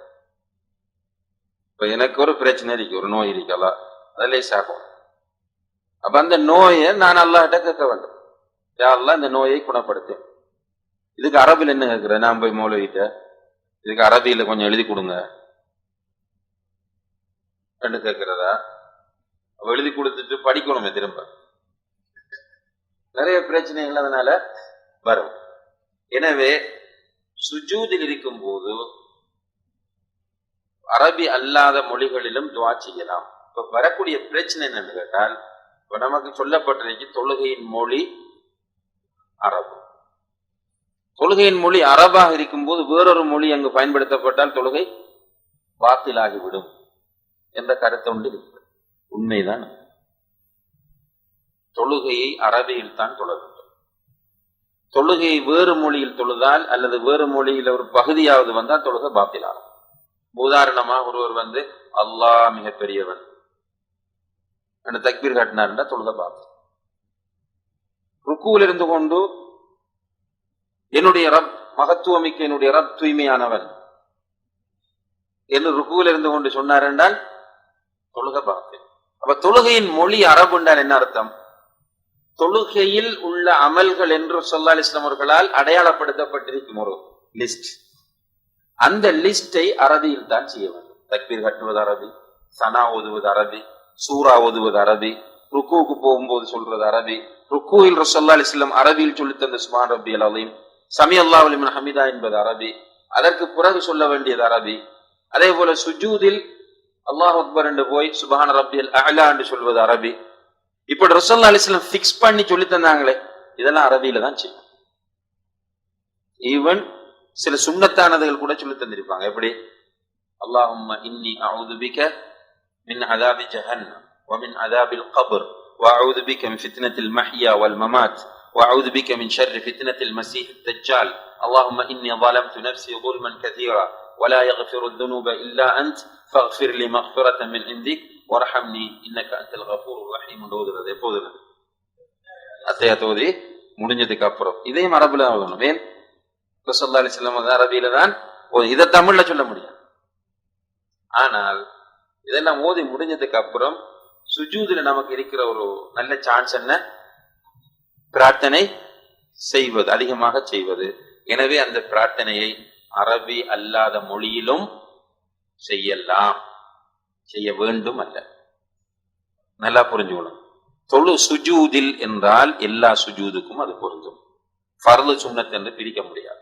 ரசூலுல்லாஹி அலைஹி துஆ கேட்க சொன்ன தொழுகை சுஜூத் எது? அதிகமாக துஆ கேளுங்கள் என்று சொன்ன சுஜூத் எந்த தொழுகையில் உள்ள சுஜூத்? எல்லா தொழுகையிலும் உள்ள சுஜூத் தான். எனவே சுன்னத் ஃபர்து என்று அதை பிரிக்க முடியாது, பிரிக்க கூடாது. கண்டிப்பாக நீங்க தமிழ்ல துஆ கேட்கணும் என்று யாராவது சொன்னாங்களா? யாரும் சொல்லல. எனவே உங்களுக்கு அதுல திருப்தி இல்லைன்னு சொன்னால் நீங்க கேட்காம பிறகு கேளுங்க, அதை முடிச்சுட்டு வாங்க. தொழுகையில உங்களுக்கு சுஜூதுல கேட்கறதுக்கு மனசு சங்கடமா இருக்கு. ரசூலுல்லாஹி அலைஹி வஸல்லம் நீங்கள் கண்டிப்பாக சுஜூதில் துஆ கேளுங்கள், தமிழில் கேளுங்கள் என்று சொன்னாங்களா? இல்ல. உங்களுக்கு சங்கடம் என்றால் நீங்க விடுங்க, கேட்கிறவங்களை தடுக்காதீங்க. கேட்கிறவங்களை தடுக்காதீங்க. உங்களுக்கு பிடிக்கல, உங்களுக்கு மனசு சங்கடமா இருக்குன்றால் ஒரு பேணுதலுக்காக நீங்கள் விட்டுடுங்க. நீங்க இப்ப புறவு கேளுங்க. துஆ கேட்கறதுக்கான அருமையான சந்தர்ப்பங்கள் நிறைய இருக்கு. அதில் சலாம் கொடுத்த பிறகு துஆவை வளமையாக கேட்பது என்பது நபி வழி கிடையாது. கையெழுத்து அந்த புரிஞ்சு கொள்ளுங்க. நான் சொல்லக்கூடிய பாயிண்ட் புரியாடு திரும்ப கேளுங்க. ஃபர்தான தொழுகைகளுக்கு பிறகு ஒருவர் தன்னுடைய கைகளை உயர்த்தி வளமையாக துவா செய்வது என்பது நபி வழி கிடையாது என்ற ரசூலுல்லாஹி அலைஹி வஸல்லம் அப்படி செய்ததாக எந்த ஆதாரம் இல்லை. ஆனா நபி வழி கிடையாது என்பதை கொஞ்சம் கடுமையாக பயன்படுத்தாதீங்க. என்னன்னு வித்யத் என்று பயன்படுத்தாது. ஏனென்றால் ஒரு பொதுவான ஹதீஸ் வருது, சிலர் அந்த ஹதீஸ ஒரு ஆதாரமாக கூட எடுக்கலாம். என்னது பரலான தொழுகைகளுக்கு பிறகு கேட்கப்படுற துவா ஏற்றுக்கொள்ளப்படும் என்ற அந்த ஹதீஸை சில நேரம் யோசிச்சுட்டு எடுக்கலாம். ஆனால் இதுல மிகச் சரியான கருத்து என்ன? கையை ஏந்தி துவா செய்வது நபி வழி கிடையாது. ஆனால் சிலர் சலாம் கொடுத்த உடனே கையை தூக்க வைப்பாங்க, எல்லாரும் திக்ருகள் எதுவும் செய்யாம, அது பிதத். சில மதுஹப்களை நீங்க பார்க்கலாம். அந்த மதுஹப் மக்கள் என்ன செய்வாங்கண்டா, இப்ப சலாம் கொடுத்ததுக்கு பிறகு ரசூலுல்லாஹி அலைஹி வஸல்லம் சுன்னா என்ன? ஃபத்குருல்லாஹ், அல்லாஹ்வை திக்ர் செய்யுங்கள் என்றே சொல்றாங்க. திக்ர் செய்ய அல்லாஹு அக்பர், அஸ்தக்ஃபிருல்லாஹ், அல்லாஹும்ம அன்தஸ் ஸலாம் வ மின்கஸ் ஸலாம், சுப்ஹானல்லாஹ், அல்ஹம்துலில்லாஹ், அல்லாஹு அக்பர், ஆயத்துல் குர்சி, முஅவ்விதாத், இதான் திக்ர். இதை விட்டுட்டு சலாம் கொடுத்த உடனே அல்ஹம்துலில்லாஹி ரப்பில் ஆலமீன் இந்த துவா கேட்கிறது, அப்படி ஒரு சிஸ்டம் ரசூலுல்லாஹி அலைஹி வஸல்லம் காட்டி தந்த திக்ர் முறையில கிடையாது. அது பித்அத். அப்படி இல்லாம நம்முடைய சில சகோதரர்கள் என்ன செய்யறாங்க, எப்பவுமே 5 வக்த் தொழுகைக்கும் சலாம் கொடுத்ததுக்கு பிறகு உட்கார்ந்து துவா கேட்டு இருக்கிறாங்க. அது சுன்னாவில் அதுக்கு இந்த தெளிவான ஆதாரங்களும் இல்லை. இது இல்லாம துவா கபூல் ஆகக்கூடிய பொதுவான இடங்கள் ரசூலுல்லாஹி அலைஹி வஸல்லம் நிறைய சொல்றாங்க. தஹஜ்ஜுடைய நேரம் அல்லாஹ்வை கீழ்வானத்துக்கு இறங்கி என்னிடம் பிரார்த்திப்பவர்கள் இருக்கிறார்களா என்று கேட்கிறான். அதே போல பாங்குக்கும் இக்காமத்துக்கும் இடைப்பட்ட நேரம், அதே போல பயணத்தில் இருக்கும் போது, இந்த நேரங்கள்ல எல்லாம் நீங்க கையேந்தி கேட்கலாம், கையேந்தாமலும் துவா கேட்கலாம். அல்லாஹ் தஆலா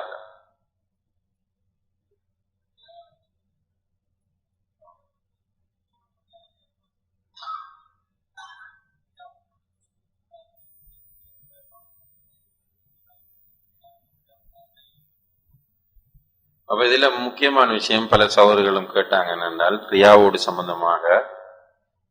ரியா என்பது எதுல வரும்? இபாதத்துல தான் வரும். சும்மா செய்யக்கூடியது ரியா இல்ல. உதாரணமாக ஒருவரை இப்ப சாதிக் பாய் ஒருவரை நீங்க கேமரா வீடியோ பண்ணணும்னு சொல்லி பொறுப்பாக்கி இருக்கிறார். அவர் நினைக்கிறார், நான் சரியா செஞ்சாதான் சாதிக் பாய் என்ன அப்ரிஷியேட் பண்ணுவார். அவர் சரியா செய்கிறார். இது ரியாவா? இல்ல. நீங்க ஒரு கம்பெனில வேலை செய்றீங்க, உங்களுடைய மேனேஜரை திருப்திப்படுத்த ட்ரை பண்ணீங்க உங்களுடைய வேலை ஊடாக, இது ரியா கிடையாது. ரியா என்பது அல்லாஹ்வுக்காக செய்ய வேண்டியதை மனிதர்களிடத்தில் பாராட்ட எதிர்பார்த்து செய்வதுதான் ரியா. சில நேரங்கள்ல ரியா நம்மிடம் வருகிறது, ஆனால் அந்த டயத்துல நமக்கு ரியலைஸ் பண்ண முடியல. எப்ப ரியலைஸ் பண்ணோம்னா முடிஞ்சதுக்கு அப்புறம் தான் ரியலைஸ் பண்றோம். இதுக்கு என்ன சொல்யூஷன்? ரசூலுல்லாஹி அலைஹி வஸல்லம் அழகான ஒரு துஆவை கற்று தந்தார்கள். அதை பாடமாக்கிக் கொள்ளுங்க எல்லாரும். அல்லாஹும்ம இன்னி அஊது பிக மின் அன் உஷ்ரிக பிக ஷைஅன் வ அன அஅலம் வ அஸ்தக்ஃபிருக லிமா லா அஅலம். அல்லாஹ்வே என்பது இன்னி அஊது பிக, இன்னி என்றால் நிச்சயமாக நான், அஊது பிக உன்னை கொண்டு பாதுகாவல் தேடுகிறேன், மின் அன் உஷ்ரிக பிக உனக்கு இணை வைப்பதை விட்டும், ஷைஅன் எதையும் உனக்கு இணையாக்குவதை விட்டும் நிச்சயமாக நான் உன்னிடம் பாதுகாவல் தேடுகிறேன். வ அன அஅலம் நான் அறிந்த நிலையில், நான் அறிந்த நிலையில் உனக்கு எதையும் இணையாக்குவதை விட்டும் உன்னிடம் பாதுகாவல் தேடுகிறேன்.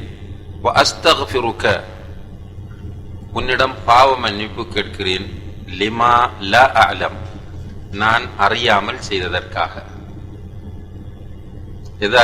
ஏதாவது அறியாம நான் நினை வைத்து விட்டேனாக இருந்தால் அதுக்காக உன்னிடம் நான் மன்னிப்பு கேட்கிறேன். அப்ப மோஸ்துதி நம்மகிட்ட வந்தால் அதுக்காக நம்ம மன்னிப்பு கேட்கிறோம். அப்ப இதை முடியுமானவரை அப்படி ஃபீல் பண்ணக்கூடிய சந்தர்ப்பங்களை நம்ம ஓதிக்கொள்ள வேண்டும். நம்ம இடத்துல மோஸ்துதி வந்திருக்குமா இல்லையா?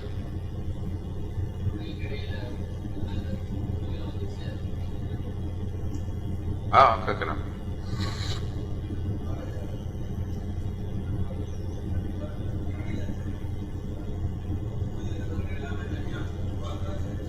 துவாவுக்காக வேண்டி தனிய சஜிதா செய்யலாமான்னு கேட்குறாங்க. அது ஒரு தேவையான ஒரு கேள்வி. இப்போ துவாவுக்காக நாம் தனியாக சஜிதா செய்வதாக இருந்தால் அதுக்கு ஆதாரம் வேண்டும். தொழுகை இல்லை, துவா கேட்கணும் என்பதற்காக வேண்டிய சுஜூல விடுவாங்க. பொதுவாக சுஜூதுகளை நாம் எடுத்துக்கொண்டா ரசூலுல்லாஹி அலைஹி வஸல்லம் காட்டி தந்த சுஜூதுகள் தொழுகையில் உள்ள சுஜூதுகளை கொண்டு, தொழுகையில் வரக்கூடிய சுஜூதுகள். அடுத்ததாக குர்ஆன் ஓதும் போது வரக்கூடிய சுஜூதுகள். வேற ஏதாவது ஒரு மகிழ்ச்சியான அம்சங்கள் இடம்பெறும் போது அதற்காக நன்றி தெரிவிக்கும் சுஜூத், அதாவது சுஜூது ஷுக்ர் என்று சொல்லுவாங்க. அந்த பொதுவாக சுஜூதுகள் எல்லாத்திலையும் ரசூலுல்லாஹி அலைஹி வஸல்லம் கற்று தந்த துஆ என்ன? சுப்ஹான் ரப்பியல் அலா.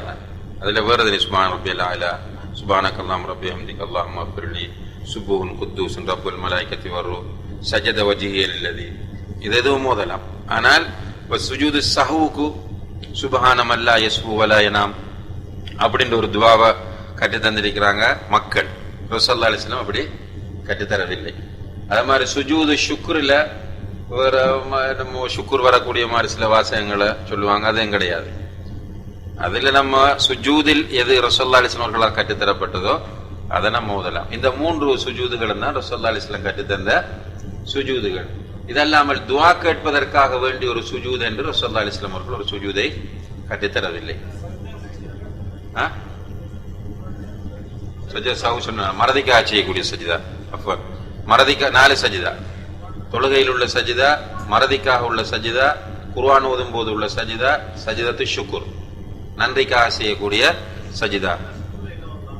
சுப்ஹான ரப்பியல் அலா.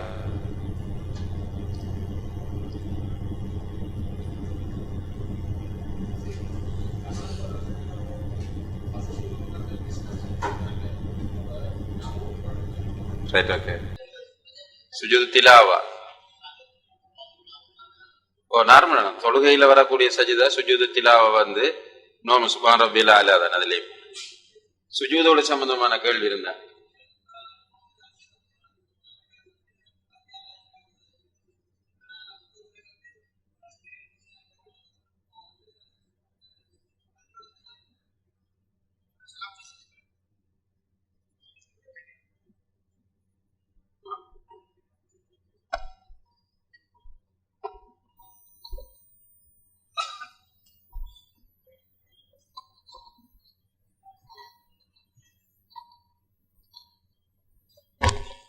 தொழுகையில் மறதி வந்து 2 வகைப்படும்.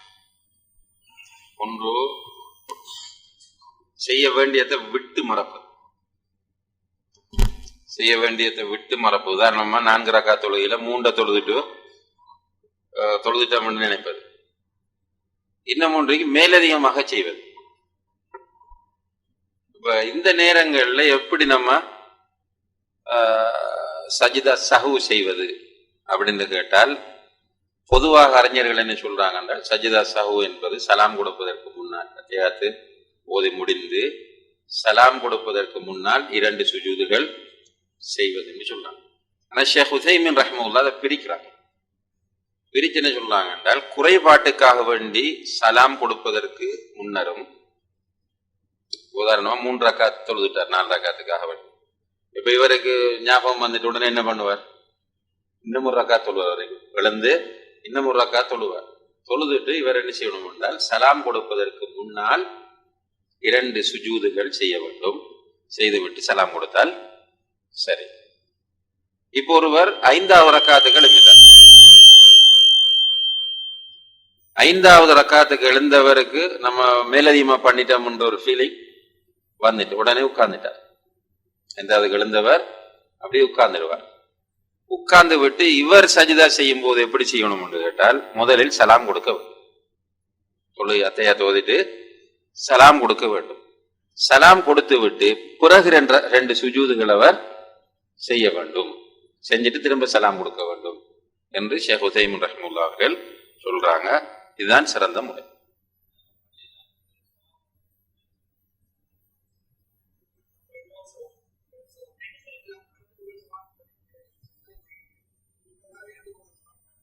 அது சுண்ணாவுக்கு மாற்றம்.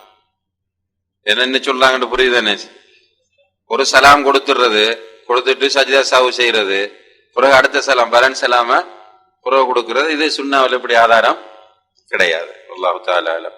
கஸ்ர் சம்பந்தமாக கேட்கிறார். கஸ்ருடைய எக்ஸாக்டான தூரம் எவ்வளவு தூரத்தில் போனால் கஸ்ர் செய்யலாம் என்று கேட்கிறார். எக்ஸாக்டா சொல்லக்கூடிய அளவுக்கு அதுல தெளிவான வார்த்தைகள் எதுவும் ரசூலுல்லாஹி அலைஹி வஸல்லம் இப்படி சொல்லியிருந்தால் 85 கிலோமீட்டர் அல்லது 45 மைல் இப்படியாவது ரசூலுல்லாஹி அலைஹி வஸல்லம் சொல்லியிருந்தா நம்மளும் எக்ஸாக்டா ஒரு முடிவுக்கு வரலாம். இப்படி சொல்லாததுனால ரசூலுல்லாஹி அலைஹி வஸல்லம் அவர்கள் இந்த பர்தைன் சென்றார்கள், 2 பர்துகள் சென்றதனால் அவர்கள் கஸ்ர் செய்தார்கள், இப்படித்தான் வருது ஒரு கொமனான சில டேர்ம்ஸ்கள். இதனாலதான் இமாம்களுக்கு இடையிலையும் இந்த விஷயத்துல கருத்து வேறுபாடு வருது. எல்லா கருத்துக்களையும் தொகுத்து சொல்லக்கூடிய இப்னு தைமியா என்ன சொல்றாங்க என்றால், கஸ்ருடைய விஷயத்தில் ஜம்முடைய விஷயத்தில் எதை பயணமாக கொள்ள வேண்டும் என்றால் மக்களுடைய வழக்காறிலே எது பயணமாக கருதப்படுமோ அதுதான் பயணம்னு சொல்றோம். நம்ம பயணமாக அதை ஃபீல் பண்ணணும் மக்கள் எல்லாரும். அப்படி செய்யக்கூடிய பயணம் அது 35 கிலோமீட்டராக இருக்கலாம், 85 கிலோமீட்டராக இருக்கலாம். மக்கள் தான் அதை நிர்ணயிக்க வேண்டும் எது பயணம் என்பதை. இமாம் இப்னு தைமியா சொல்றாங்க, அல்லாஹ் தஆலா அலம், அதுதான் சரியான கருத்தாக தெரிகிறது.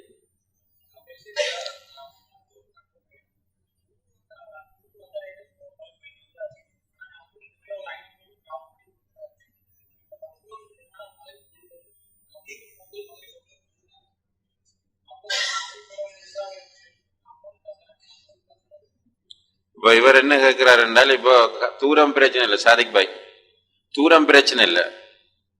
தூரம் நான் 500 கிலோமீட்டர் போறது, ஆனால் ஊருக்கு நெருக்கமாக போகும்போது மகரிபுடைய நேரமாக இருக்கிறது. உதாரணம், மகரிபுடைய நேரமாக இருக்கிறது. இப்ப நான் அந்த இடத்தில் இறங்கி மகரிபை மாத்திரம் தொழுவதா அல்லது மகரிபோடு இஷாவை கஸ்ர் செய்து ஜம்மு செய்து தொழலாமான்னு கேட்கிறார். இதுல ஒரு விஷயம் என்னென்றால், பயணத்தில் இருக்கும் போது ஜம்மு செய்வது நமக்கு அனுமதிக்கப்பட்ட சலுகை. ஸல்லல்லாஹு அலைஹி வஸல்லம் பெற்று தந்த சலுகை அது. அந்த சலுகையை பயன்படுத்துவது இஸ்லாம் நமக்கு வரவேற்கிறது.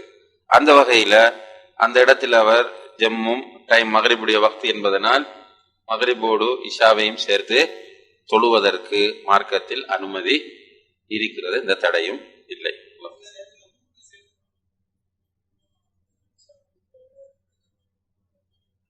ஊருக்கு போய் உள்ள ஐட்டம்னா 4 தான். ஊர்ல கசருன்ற பேச்சே ஊர்ல இல்ல. சொந்த ஊர்ல கசருடைய பேச்சுக்கே இடம் இல்லை.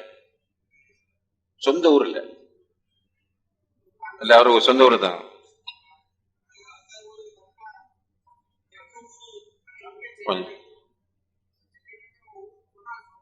ஆமா, உங்களுக்கு 2 ஊர் சொந்த ஊர் இல்ல, அப்படித்தான் பார்க்கணும். நீங்க இங்க ஃபேமிலியோட இருக்கிறீங்க, இதுவும் ஊரு தான் அதுவும் ஊரு தான். இங்கேயும் பூர்ணமா சொல்லுங்க, அங்கேயும் பூர்ணமா சொல்லுங்க.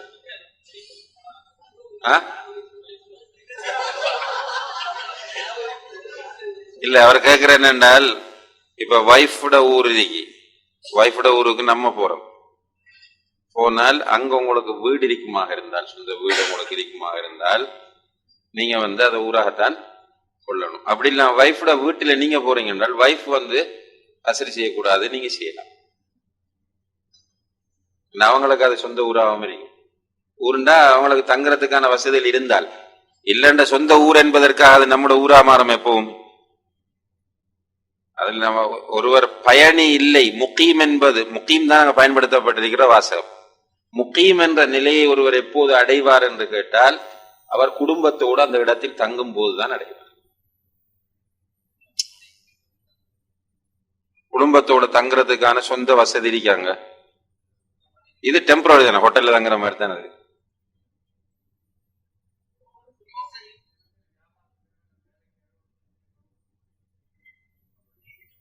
பண்ணல, தாராளமா சொல்லுங்க.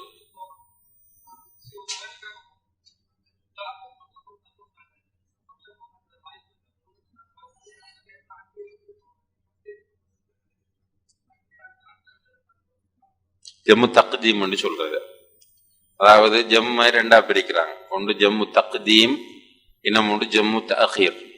ஜம்மு தக்தீம் என்றால் முற்படுத்தி சேர்த்து தொழுவது. அதாவது சேர்க்கக்கூடிய தொழுகை 4 தான், 2 லுஹர் அசர் மக்ரிப் இஷா. லுஹருடைய நேரத்தில் அசரை தொழுவது ஜம்மு தக்தீம், அசருடைய நேரத்தில் மக்ரிபை தொழுவது, இந்த லுஹரை தொழுவது ஜம்மு தஅkhir. ரெண்டும் அனுமதிக்கப்பட்டிருக்கு. ஆமா, ஊர்ல கசர் பண்ண முடியாது, ஜம்மா தான் பண்ணணும் மட்டும்தான். பூரணம் 4 தான் தொழணும், 4 தொழுது தான்.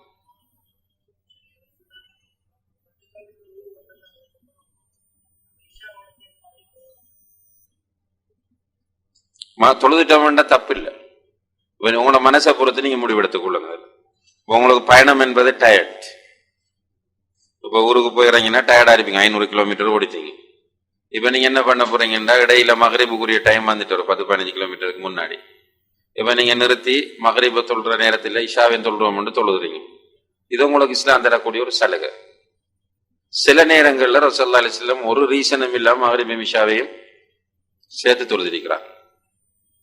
மழையும் இல்லை, பயமும் இல்லை, நோயும் இல்லை. அப்ப சில நேரங்கள், அது பொது விதி அல்ல, சில நேரங்கள், அதாவது மனிதனுடைய சில சௌகரியங்களை இஸ்லாம் கவனத்தில் எடுக்கு. இப்ப நீங்க யோசிக்கிறீங்க, இல்ல ஊருக்கே போய் நம்ம மகரிபையும் தொழுதுட்டு இஷா, உங்களை பிற்படுத்தி மகரிபை தொழ விரும்பினா பிற்படுத்தி இஷாவோட மகரிபை தொழலாம். முற்படுத்தி தொழ விரும்பினீங்க என்றால் மகரிபை தொழுதுட்டு இஷாவை நீங்க சேர்த்து இவர் சொன்ன மாதிரி தொழுதுட்டு போகலாம்.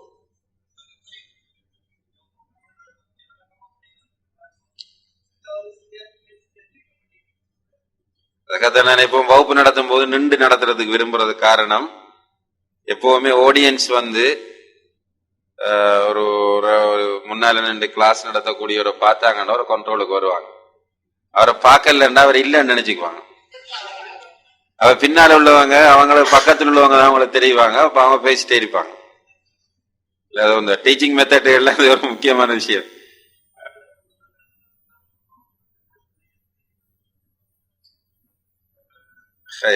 அவர் சொன்னது முக்கியமான செய்தி.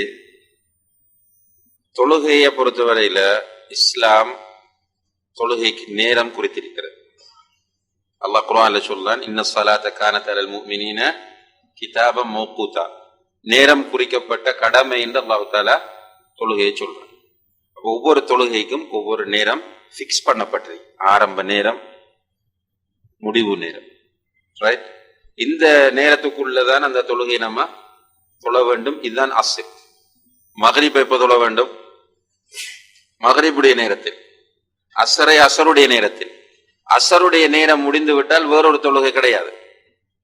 அடுத்த தொழுகை, இந்த அசருடைய நேரம் முடிந்து விட்டால் திரும்ப அசர் தொழுகை கிடையாது, மகரிப் தொழுகை தான் வரும்.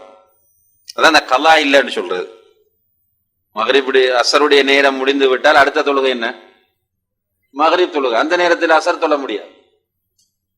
அப்ப ஒவ்வொரு தொழுகையும் உரிய நேரத்தில் தொழ வேண்டும். இந்த தொழுகைகளை பிற்படுத்துவதற்கு 2 சந்தர்ப்பங்களில் நமக்கு அனுமதி இருக்கிறது. ஒன்று மறதி, இன்னொன்று தூக்கம். அப்படி மறந்தால் நினைப்பு வார டைம்ல தொழுது கொள்ளும். தூக்கம் வந்தாலும் விழிக்கிற நேரம் தொழுது கொள்ளும். இப்ப சிலர் சும்மா கொஞ்சம் மயக்கமா தூங்கிடுவாங்க. கொஞ்சம் முன்னாடி தூங்கிடுவாங்க. எழுந்து பார்க்கும்போது இஷா டைம். அப்படி நிறைய நடக்குது. இப்ப எப்படி தொழுவது என்று கேட்டால், முதலில் அவர் லுஹரை தொழ வேண்டும். இகாமத் சொல்லி லுஹரை தொழ வேண்டும். அதுக்கு அடுத்ததாக அசரை தொழ வேண்டும். அதுக்கு அடுத்ததாக மகரிபை தொழ வேண்டும். அதே போலதான் இஷாவை தொழ வேண்டும். பள்ளியில ஜமாத்து நடந்தாலும் பிரச்சனை. இவர் போறார், ஜமாத்து நடக்குது, அவர் அந்த ஓர்டருக்கு தான் தொழணும். ஃபர்ஸ்ட் லுஹர், அதுக்கு பிறகு அசர், அதுக்கு பிறகு மகரிப், அதுக்கு பிறகு இஷா. ரசூலுல்லாஹி அலைஹி வஸல்லம் ஒரு பயணம் போய் வரும்போது அப்படி தூக்கம் போனுச்சு. 4 அல்லது 5 தொழுகைகள் அவங்களுக்கு அப்படி 3 அல்லது 4 தொழுகைகள் அப்படி இதாயிடுச்சு. உடனே அந்த ஆர்டருக்கு தான் அவர்கள் தொழுதார்கள் என்றது நம்ம ஹதீஸ்கள்ல பார்க்கிறோம். ஓர்டர் மிஸ் ஆக கூடாது. மறந்தாலும் தூக்கம் போனாலும் இதுக்கு பாவம் கிடைக்குமா? இல்லை. என்னால் நம்மட இதை தாண்டியது.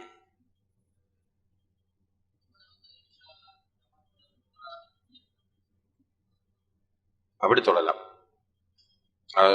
மேலதிகமா என்னென்றால் வேறொரு தொழுகை தொழக்கூடிய இமாமுக்கு பின்னால நம்ம வேறொரு தொழுகை தொழ முடியுமான்னு கேட்கிறார். உதாரணமா அசர் தொழக்கூடிய இமாமுக்கு பின்னாடி நம்ம லோஹர தொழலாம் என்றால் அது கூடும், அது நமக்கு அனுமதிக்கப்பட்டிருக்கு. ஆனா நம்ம விடுபட்ட தொழுகைகளை ஓடருக்குத்தான் தொழ வேண்டும். அடுத்ததாக தொழுகைய கசர் செய்தல் என்ற ஒரு நிலையை இஸ்லாம் நமக்கு ஏற்படுத்தது. இந்த கசர் என்பது எப்போது செய்யலாம் என்றால் பயணத்தில் இருக்கும் போதும் யுத்தத்தில் இருக்கும் போதும் தான் கசர். யுத்தத்தை பத்தி பேச தேவையில்லை, நமக்கு பிராக்டிக்கலா தேவையானது பயணம் மட்டும்தான். பயணத்தில் இருக்கக்கூடியவர்கள் ஊரை விட்டு வெளியே போன பிறகு, சொந்த ஊரை விட்டு வெளியே போன பிறகு அவர்கள் தொழுகையை கசர் செய்து தொழுவதுதான் சிறந்தது. எந்தெந்த தொழுகை? லுஹர், அஸ்ர், இஷா. இந்த 3 தொழுகையையும் கசர் செய்து தொழுவதுதான் சிறந்தது. ஆயிஷா ரலியல்லாஹு அன்ஹா சொல்றாங்க வாஜிப், கசர் செய்யறது வாஜிப்னு சொல்றாங்க ஆயிஷா ரலியல்லாஹு அன்ஹா. அப்போ கசர் செய்து தொழுவது ஒரு வகையான தப்பான விஷயம் போல நம்ம நினைக்க கூடாது. அடுத்த விஷயம் ஜம்மு செய்வது. ஜம்மு என்றால் என்ன? சேர்த்து தொழுவது. சேர்த்து தொழக்கூடிய தொழுகைகள் 4 செட். லுஹர், அசர், மக்ரிப், இஷா. இந்த சேர்த்து தொழுவதை பொறுத்தவரையில் ஜம்மு தக்தீம், ஜம்மு தஅkhீர், முற்படுத்தி சேர்த்து தொழுவது, பிற்படுத்தி சேர்த்து தொழுவது. முற்படுத்தி சேர்த்து தொழுவது எப்படி என்றால், இப்போ நம்ம பயணம் போய் கொண்டிருக்கிறோம், லுஹருடைய நேரத்துல ஒரு இடத்துல நிக்கிறோம்னு சொன்னால் அந்த இடத்திலேயே லுஹரை தொழுவது, ஒரு இகாமத் சொல்லி அசரை தொழுவது, ஜம்மு செஞ்சு முடிச்சு. இது முற்படுத்தி தொழுதிருக்கிறோம். எந்த நேரத்தில் தொழுதிருக்கிறோம்? லுஹருடைய நேரத்தில். ஊரை விட்டு வெளியே போனதால நம்ம எப்படி தொழப்போறோம்? லுஹரை 2ஆகவும் அசரை 2ஆகவும் தான் தொழப்போகிறோம். அல்லது நம்ம என்ன பண்ணிட்டோம் என்றால், லுஹருடைய நேரத்தில் நமக்கு பள்ளி கிடைக்கல, அல்லது பள்ளி கிடைக்குது, நம்ம இன்னும் கொஞ்சம் வேகமா போக நினைக்கிறோம், விருப்பத்தை பொறுத்தது. போய் சேரோம் 5 மணிக்கு ஒரு இடத்துல போய் சேரோம், ஒரு பள்ளி கிடைச்சிட்டு, அல்லது பள்ளி கிடைக்கல, ஒரு இடம் கிடைக்குது. அந்த இடத்துல போய் நீங்கள் முதலில் லுஹரை தொழுவீர்கள் இகாமத் சொல்லி, பிறகு உடனே இகாமத் சொல்லி அசரை தொழுவீர்கள். இப்ப தொழுத நேரம் எது? அசருடைய நேரம். எனவே லுஹரை அசருடைய நேரத்திற்கு பிற்படுத்தியதனால் இது ஜம்மு தஅkhீர் என்று அழைக்கப்படும். ரைட். ஜம்மு இன்னும் ஒரு சந்தர்ப்பத்திலும் செய்யலாம். என்ன சந்தர்ப்பம் என்றால் ஊரில் இருக்கிற சந்தர்ப்பம். ஊரில் இருக்கிற சந்தர்ப்பத்தில் ஜம்மு செய்யும் போது கொண்டு மழை, கடுமையான மழை பெய்கிறது, அப்ப ஜம்மு செய்யலாம்.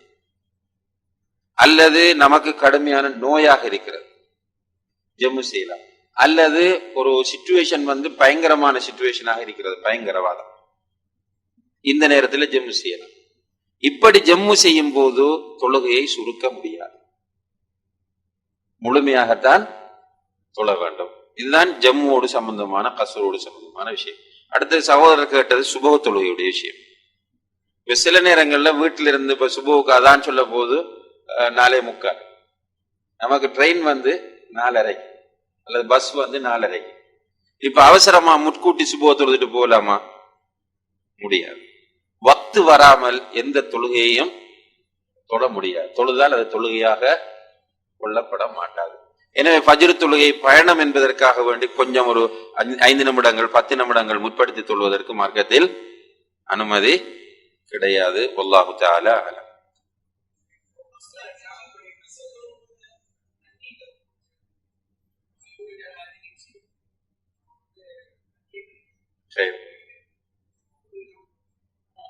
நீங்க என்ன பாருங்க.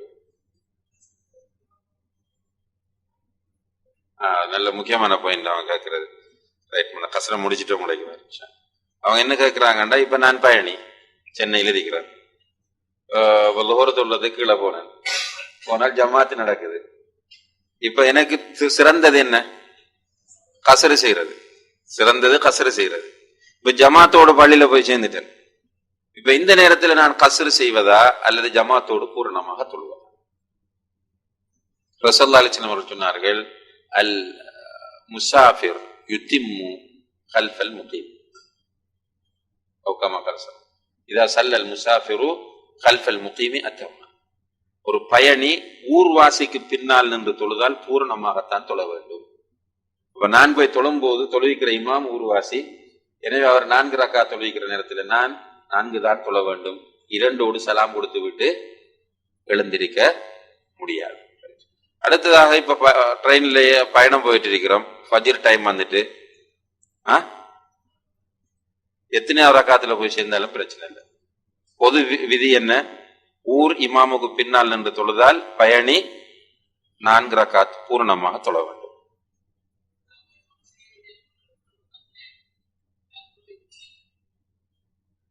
அந்த பிரயாணி இமாமத் செய்ய வேண்டிய ஒரு சூழ்நிலை வந்தால், பின்னால் இருக்கிற மக்கள் மார்க்க அறிவுள்ளவர்களாக இருந்தால் இமாம் கசர் செய்வார். சொல்லலாம், நாங்க கசர் செய்ய போறோம், நீங்க எழுந்து தொழுங்கன்னு சொல்லணும். மார்க்க அறிவில்லாத மக்களாக இருந்தால் குழப்பம் வரும். பெட்டர் நம்ம தவிர்த்து கொள்றது. நம்மை நிர்பந்தித்தார்களா இருந்தா நம்ம பூரணமா தான் தொழிக்கணும். இல்லாட்டி என்ன நடக்கும் என்றால், அங்க இருந்து ஒரு சுபான் அல்லான்னுவார், இன்னும் ஒரு சுபான் அல்லான்னுவார், மற்றவர் 2 ரக்காத்தோட முடிஞ்சிட்டு பாயின்னு சொல்லுவார். அப்ப நிறைய பிரச்சனை அதனால உருவாகும். ஒன்று நம்ம தொழுவிக்காம ஒதுங்கணும், அல்லது தொழுவிக்க போனோம் என்றால் பூரணமாக தொழுவிக்க வேண்டும்.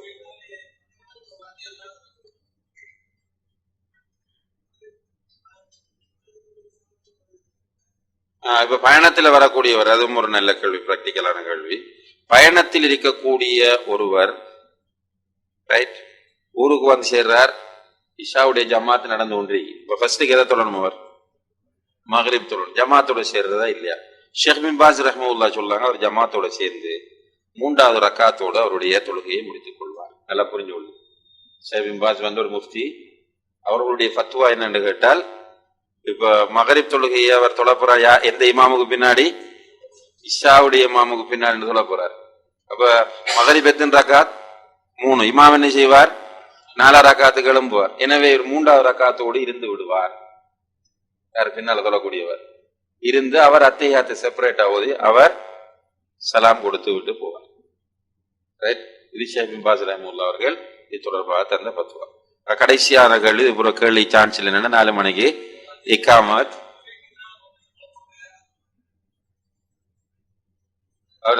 ட்ரெயின்ல போகும்போது சில நேரங்கள்ல நமக்கு ட்ரெயின்லயே தொழ வேண்டிய ஒரு நிலை உருவாகுது. எனவே நமக்கு வேற வழி இல்லை, உரிய நேரத்தை தொழ வேண்டும் என்பதனால் ட்ரெயின்ல நின்று தொழ முடியுமா இருந்தால் நின்று தொழுவது, நின்று தொழ முடியாவிட்டால் உட்கார்ந்து தொழுவது. இப்ப உட்காரம் நிற்கிற பிரச்சனைக்கு முதல்ல என்ன செய்யணும்? ஒது செய்யணும். ஒது செய்யறதுக்கு சில நேரங்கள்ல தண்ணி இல்லாம போகும். அங்குள்ள பாத்ரூம்லயும் தண்ணி இருக்காது, நம்மகிட்டையும் தண்ணி இருக்காது. இந்த நேரத்தில் சரி உருவு போய் தொழுவோம் என்றிருந்தால் தொழுவுடைய வக்து போய்விடும். இப்ப என்ன செய்வது என்று கேட்டால், பொதுவாக தண்ணீர் கிடைக்காவிட்டால் என்ன செய்யலாம்? தயமம் செய்யலாம். அது குளிப்பு, கடமையான குளிப்பாக இருந்தாலும் சரி, ஒதுவாக இருந்தாலும் சரி, அதுக்கு பதிலாக தயமம் செய்யலாம். தயமம் செய்யக்கூடிய முறை மிக சிம்பிளானது. பிஸ்மில்லான்னு சொல்லி கையை நிலத்தில் அடிப்பது, பிறகு கையை எடுத்து இப்படி ஊதிக்கொள்வது, ஊதுறது, ஊதி விட்டு முகத்தை ஒரு தடவை இப்படி ஃபுல்லா தடவுறது, பிறகு இடது கையினால் வலது கையின் பின்புறத்தில் இப்படி ஒரு தடவுறது, பிறகு வலது கையினால் இடது கையின் பின்புறத்தில் இப்படி ஒரு தடவை தடவி விடுவது தான் தயமம். இதுக்கு புழுதி கலந்த மண் இருந்தால் பெட்டர். என்ன குர்ஆன்ல அல்லாஹ் தஆலா சொல்றான், ஃபதயம்மமு ஸஈதன் தய்யிபா, புழுதி கலந்த மண்ணை கொண்டு தயமம் செய். புழுதி கலந்த மண் இல்லாவிட்டால் ரசூலுல்லாஹி அலைஹி வஸல்லம் அவர்கள் ஒரு நாள் போகும்போது ஒரு மரத்தில் அடித்து தயமம் செய்திருக்கிறார்கள். புரியுதா?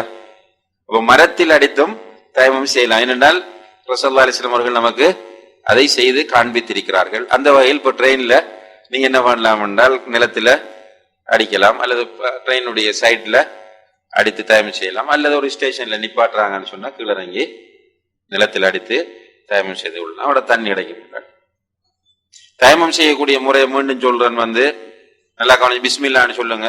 மனசுல உங்களுக்கு ஃபீலிங், எண்ணம் வரணும், நியத், உதவுக்கு பதிலாக அல்லது குளிப்புக்கு பதிலாக இந்த தயமத்தை செய்கிறேன் என்று செய்து விட்டு கையை நிலத்தில் ஒரு முறை 2 கைகளையும் அடிப்பீர்கள். அடித்து விட்டு அப்படியே கையை தூக்கி ஊதுங்க.